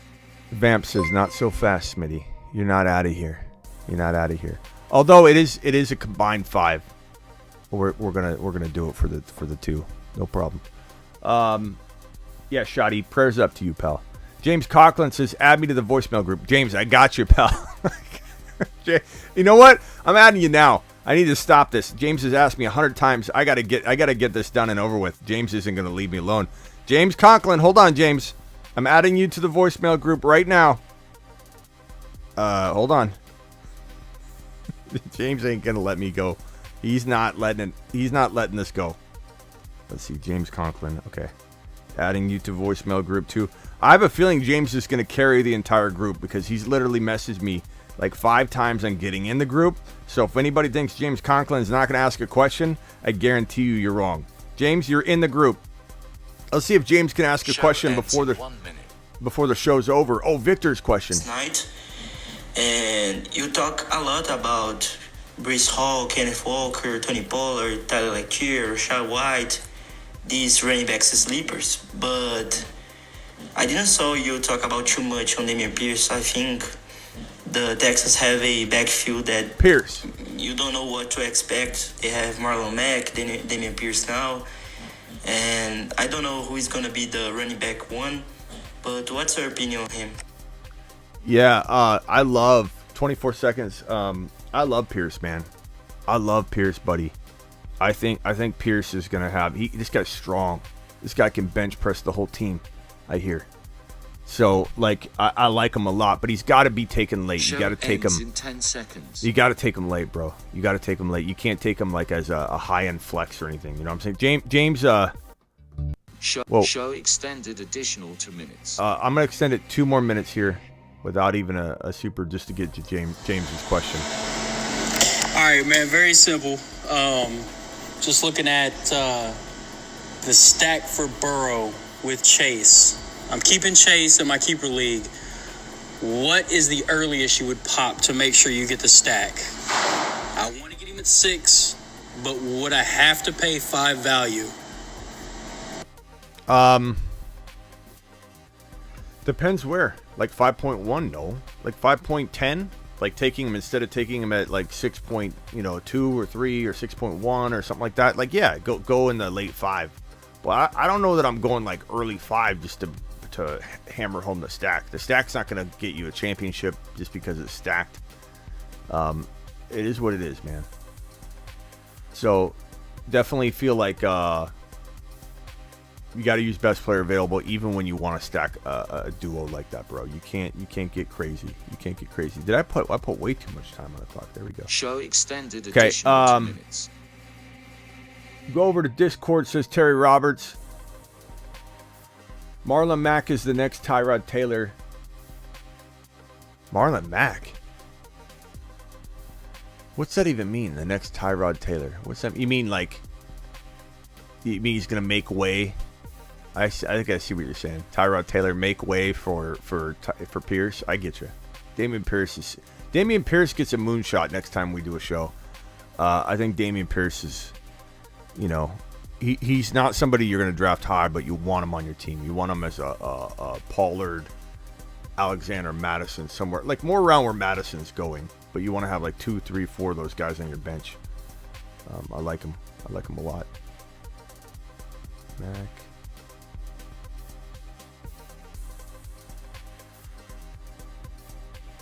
Later, Ricky said bye a while ago. Hopefully, show ends in 1 minute. Ricky didn't leave. If Ricky left, he's going to be ashamed. Oh boy, what is this? This is show extended additional 2 minutes. Ron dropping a super. Don't want to leave us anymore. Sorry, Smitty don't want to leave us any more than we want him to leave. Okay, well, Ron, I'm staying longer now. Appreciate you, Ron. Ron extended the show. Everybody, round of applause for Ron. Not to mention that it was above a $9.99, which means that we do a standing ovation. Mashed potatoes! Yeah, buddy. Attaboy. Boy, Ron. Oh, God. I had to have to reset that timer then. Show extended additional I didn't think this one through, did I? I'm kind of held in a box when I've got this up because then I got to restart the timer. Mashed potato. Mashed potato. Ron, mashed potato Navy. Well, Miss Smitty, we got tacos. Let's see what Miss Smitty wants. Maybe she'll come in for an interview. I'm still live, but I just want to let you know we got tacos. You want to do an interview or not? You figure out what we're going to eat. We got tacos. Hey, you don't have to cook that meatloaf after all.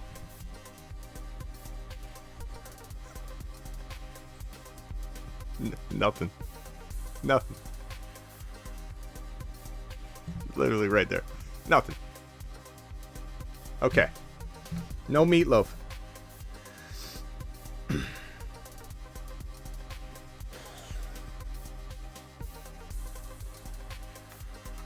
Just kidding. Tacos. Hey, Ron, I want you to check my IG later. I'm gonna post the tacos. I'll definitely put like hashtag Ron Tacos Navy. Smitty, you should help your wife cook. Media, you should mind your own business, Media. If I want to get tacos, I'll get tacos, pal. That is my way. I woke the baby.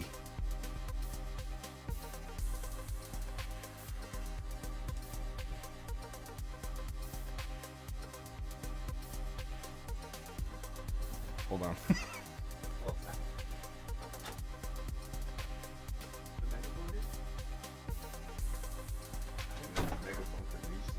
Across the house. All right. Well, we're off to a good start. Yeah, nice little Thursday night for Smitty. I might be in here a little earlier than I thought. Going live doing mock drafts. Yeah, IG. I'll put my tacos up on IG. I woke the baby up. I didn't realize. Yeah, 6 o'clock. Father of the year.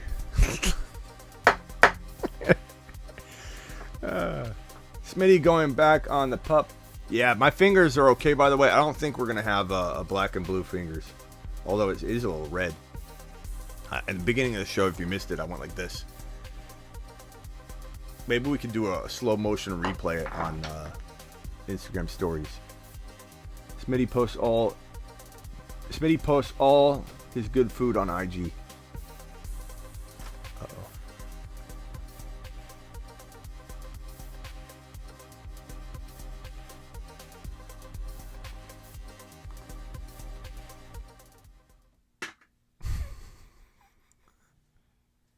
What's up? Did I wake you up?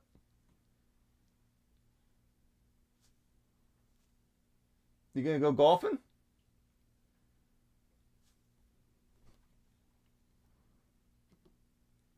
Show extended additional 2 minutes. All right. Meatloaf to the moon. See you later. Sorry, I woke her up. In contempt. Anyway. Meatloaf to the moon. Smitty, do you hear the Suns breaking news? You talking about, yeah. DeAndre? Thank you, Fantasy Dog. Give that child a football. It's little Smitty. We have a football. She has a football. She carries a football around. When we drive in the car, she drives with a football in her lap. Appreciate you, James. Let's see. We got James. James, did you get another question? All right, man. Very simple. Just looking at. Oh, that was an old question. Thank you, James, for asking that question. Kyle, rock out. Minute. Hey, Smitty. Got one more. Let's bring back Jake the Snake in the Metaverse to compete with Kyler Murray. See who's the better man to win the job. Jake the Snake. I don't think so, bro. Look, Kyler's probably going to get his extension. Probably going to get his extension. Show extended. We got another extension from Kenny. Little Smitty to the moon. Moonshot. Kyler's going to get his extension. I was wrong. You guys want to know something I was wrong about this offseason? That Kyler was going to get his extension. But to be honest, you know, the stance from the team was that he needs to prove it. You know, he needs to prove it. And little did we know they literally wanted like a month of proving it. So I'm going off of what the team says. And the team made it adamant that they did not want to give him an extension right now. They didn't feel he had earned it. They extended him. They were informing him you would be, your 5th year option would be picked up. and that they weren't going to give him an extension. Now the tune is changing, and this goes to show that, like, you could report on something all you want, but the teams can give you misinformation too. The teams could change their mind, and the fact remains the Arizona Cardinals want to now extend Kyler Murray before the season kicks off, and I think it'll get done. So that's something I've been wrong about. But Show ends in 1 minute. Shoddy says, take a lap, little Smitty. Nah, bro, just kidding. Sorry, I couldn't resist. Little Smitty takes laps all day long. She's a non-stop motor. Absolute monster. If Akers is bad, does that mean Henderson is good? That's a great question, Tyler. I'd probably say, yeah. I would say that maybe a rotation gets used throughout the year. Like, in my mind, Darrell Henderson starting less than 5 or 6 games feels unlikely. I think he's starting 5 or 6 games minimum. Shoddy said he told his wife and kid to take a lap yesterday, and I lost it. She burned supper, and the kiddo wasn't happy. I'm sorry, Shoddy. It doesn't always work, bro. Show ends in 10 seconds. Appreciate everybody. Get on over to thefantasyfootballshow.com. Thanks everybody for extending the show. Going to get tacos. It'll be on my Instagram. Goodbye. Goodbye to you. Tacos will be on IG. Thanks to Ron and everybody dropping the wad. Kenny dropping a taco celebration donation. Ron Navy with the 19. Vamp with the $1.99. Appreciate you, Vamp. Let me put all these on screen. Let me put all these donations on screen all show. And Terry dropping another. Terry dropping another. Thank you, Terry. Terry, Kenny, Ron Navy. Where are all these super chats today? We had quite a super chat show today, didn't we? Ron Navy dropping another one. Ron Navy dropping this $19.99 monster right here. Don't worry, I'm still going. I'm trying to collect all the super chats today. It might be harder than I thought to get all these on screen based on my system today. It's acting up. Let's see. If I miss anybody, please forgive me. I'm trying to grab them all.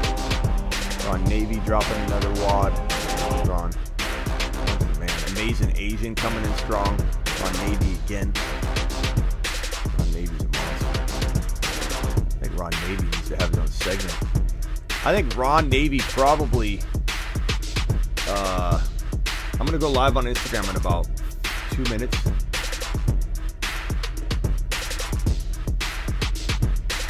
I'll go live on Instagram in about 2 minutes. So anybody watching right now, 83 of you, I'll be on Instagram live in about 2 minutes talking. Probably a lot of Niner talk, just so you know, but it'll be fun talk. This is a Niner show on Instagram live. Thank you, Overcome, for the super chat. Avatar dropping the $499 super chat today. Number 1 ever in the history of the show. Mark Cleveland was the highest. Before that was $450, and Seth Jocelyn was $399. Jocelyn surprise. That is...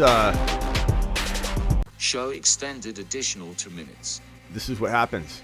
You think you're out of here, and then you get blessed with more super chat. Terry's and his combined are going to put us on a 2-minute extension. Thank you, Terry. Thank you, Fantasy Dog. Chat to the Smitty household. Thank you, Fantasy Dog. Appreciate you. Tony says, are you kidding? Are you kidding me? What is this for, Tony? Tony, you missed the $4.99 super chat. Oh, are you kidding me? That's what you're saying it to. Yeah, you missed Avatar's $4.99 spot, bro. No, your tacos, Fantasy Dog. It's okay. It's okay. I'm going live on IG right after, and we're going to go get tacos. I missed the super chat. You did. It's probably Show like... ends in 1 minute. I don't know, like at the beginning, maybe? Smitty, is Komet getting targets? Yeah, Komet's a nice little sleeper, bro. Nice little sleeper tight end. Never leave the show early. You never know who's going to extend it. I just want you to know that. Like, you leave, you could literally come back like half hour later and be like, he's still alive? I thought the credits were coming. I thought the credits were coming. Taco, we're going to get tacos live on Instagram. I always go live on IG in the evening, and usually I'm out and about getting food, and they make fun of me because I'm always out and about getting food, but they love it. You know they love it. So I'll be going on IG in a second with Raj and the boys.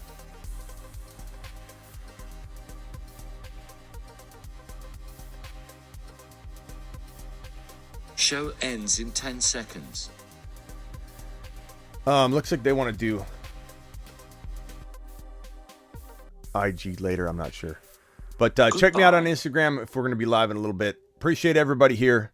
Peace out. Later. Thank you all for the super chats. And I wasn't done collecting them all on screen. Let me see if I can go to the top of the show real quickly and drop the final super chat wads on the screen. Kilpatrick dropped one at the beginning of the show. Thank you, Kilpatrick. Kevin dropped his. Did I ever answer Kevin's? Holy crap, maybe I didn't answer Kevin's. Sup, Smitty, in a Superflex draft this year, can you get Javonte? No, I answered that one. Okay. Yeah, no, I did. It scared me for a second there, Kevin. All right, that's it. Appreciate you all. See you all probably later tonight for mock drafts. Peace out, everyone. Deuces. Up. Up. Up. Up. Show extended additional 2 minutes. Up. Up. Up. Russian collusion says not so fast. Terry says not so fast. Show extended addition. Show extended additional. Not so fast. I gotta tell these guys, they think we're going on YouTube. Oh, can't on YouTube yet. IG. I gotta go get tacos. They don't know that. Technically, it should be 8 minutes extension. Let's go. Show 6. extended additional 2 minutes.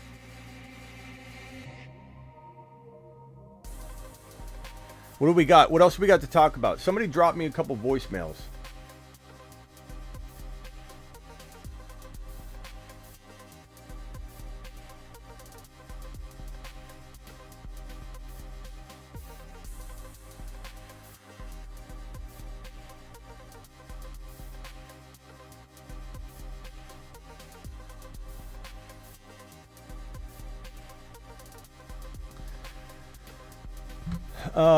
This is crazy. Thank you all for supporting my man Smitty, says Fantasy Dog. Thank you, Fantasy Dog. Let's get to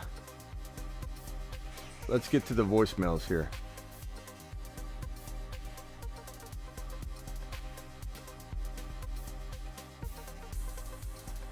Somebody drop a voicemail in voicemail group 1, 2, or graveyard, and we'll throw it on screen. Or we could open the phone lines. Let me open the phone lines real quick. You guys are amazing. Appreciate all your support. Here's Kenny. Hey, Smitty, what was your first year you played fantasy football? I just looked it up. Mine was 1998. I drafted Randall Cunningham as my quarterback. He balled out. Yeah, I want to say it was like in that range. Like 90, I would say like 90, somewhere like a 92, 93.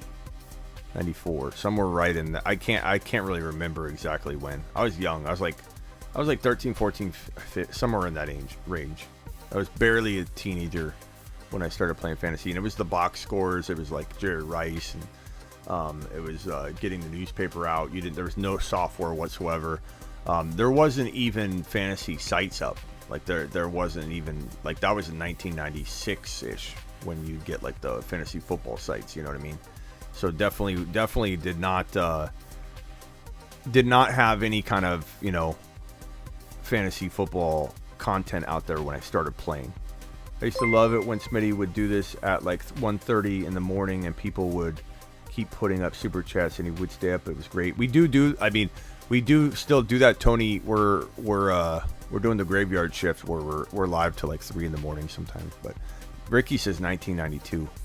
You might have me beat by a year or the same year, Ricky. Like somewhere around there. I can't even remember. I'll have to look it up somehow or figure out how to ballpark it. But yeah, Tony, appreciate you, Tony, all you do. Appreciate every single one of you. Appreciate you, brother. Sorry, Sorry, Avatar. Oh, you're saying sorry for the F-bomb. Thank you, Fantasy Dog. Thank you, Shoddy. Thank you to all of you. Shoddy says thank you to Fantasy Dog. Yeah, prayers up for Shoddy and his pops. Hope he feels better. Whatever you're going through, man. Appreciate you.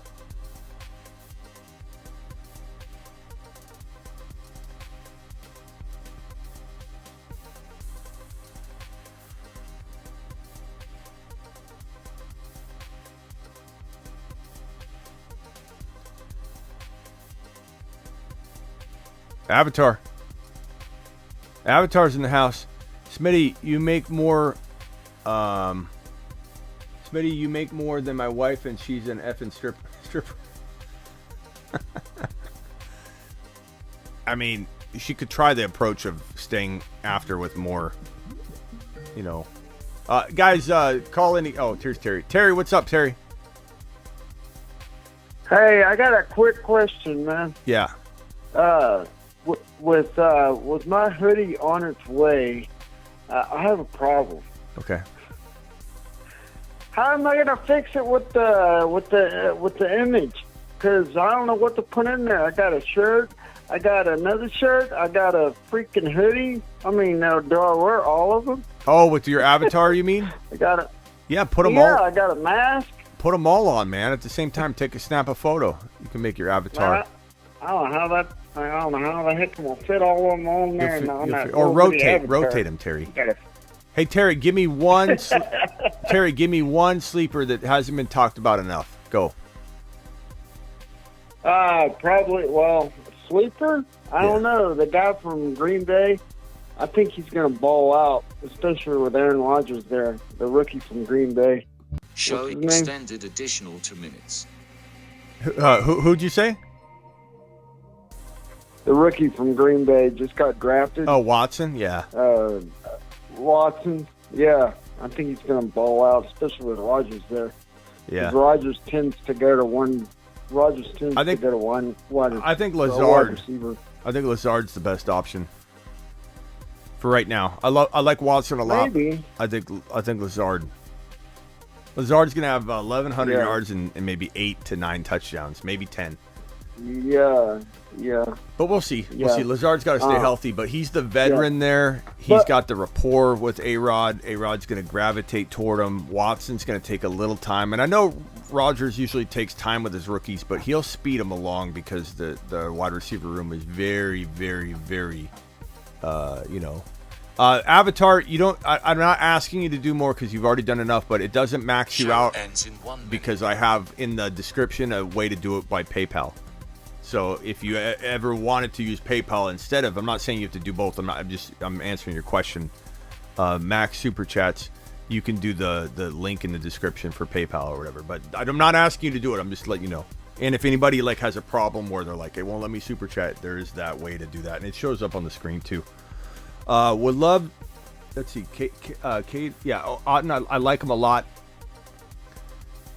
Ron. What else you got, Terry? What do you think of Patrick Mahomes? You think I still think he's going to put up numbers, even with hardly any wide receivers. I'm going to extend. Bella, check yourself with a super Show chat. ends in 10 seconds. I'm going to extend this again for Bella. Thank you, Bella. Appreciate that. What'd you say, Terry? What do you think of Patrick Mahomes? I still think he's going to put up numbers, even with the lackluster receivers in KC. Yeah, Mahomes will still do well. You know, you still got Kelsey. You still got Clyde's going to pull in. If Clyde can stay healthy, Clyde's going to pull in a lot of passes, and I think people don't realize how valuable he could be. Yeah, and a lot of people are forgetting about Clyde. I really think Clyde's going to do something this year. He may not be one of the go-to guys for fantasy, but he's going to be at least a running back 3. Yeah. In your flex spot. Yeah, good luck with the poker, Avatar. Appreciate you, man. Avatar, your shirt. For real, Avatar. DM me about your shirt, Avatar. We got to get an address so I can send it to you. Avatar, I want to get to the World Series of Poker one day. Eventually, it's a long-term goal of mine. So we'll see what happens. All right. I'm gonna be wearing the fantasy football stuff all over me. Attaboy. Wear it to the big table. Yeah.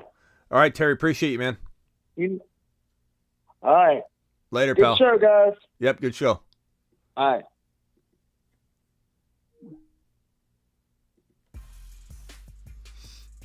I'm in the World Series of Poker right now. Wow, he's in the big... Are you playing on TV, Avatar? That's amazing.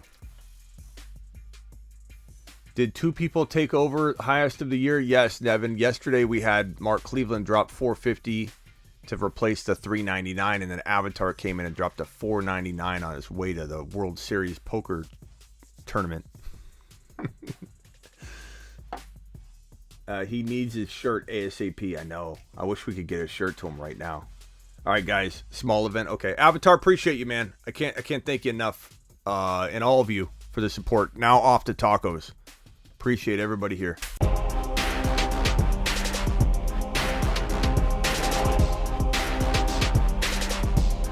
Don't worry, Nevin. You can re-watch it. It kind of happened near the beginning. Appreciate you all. Peace out. See you tonight, mock drafts. Might go live on the Quad Box as well, and definitely on IG. Later.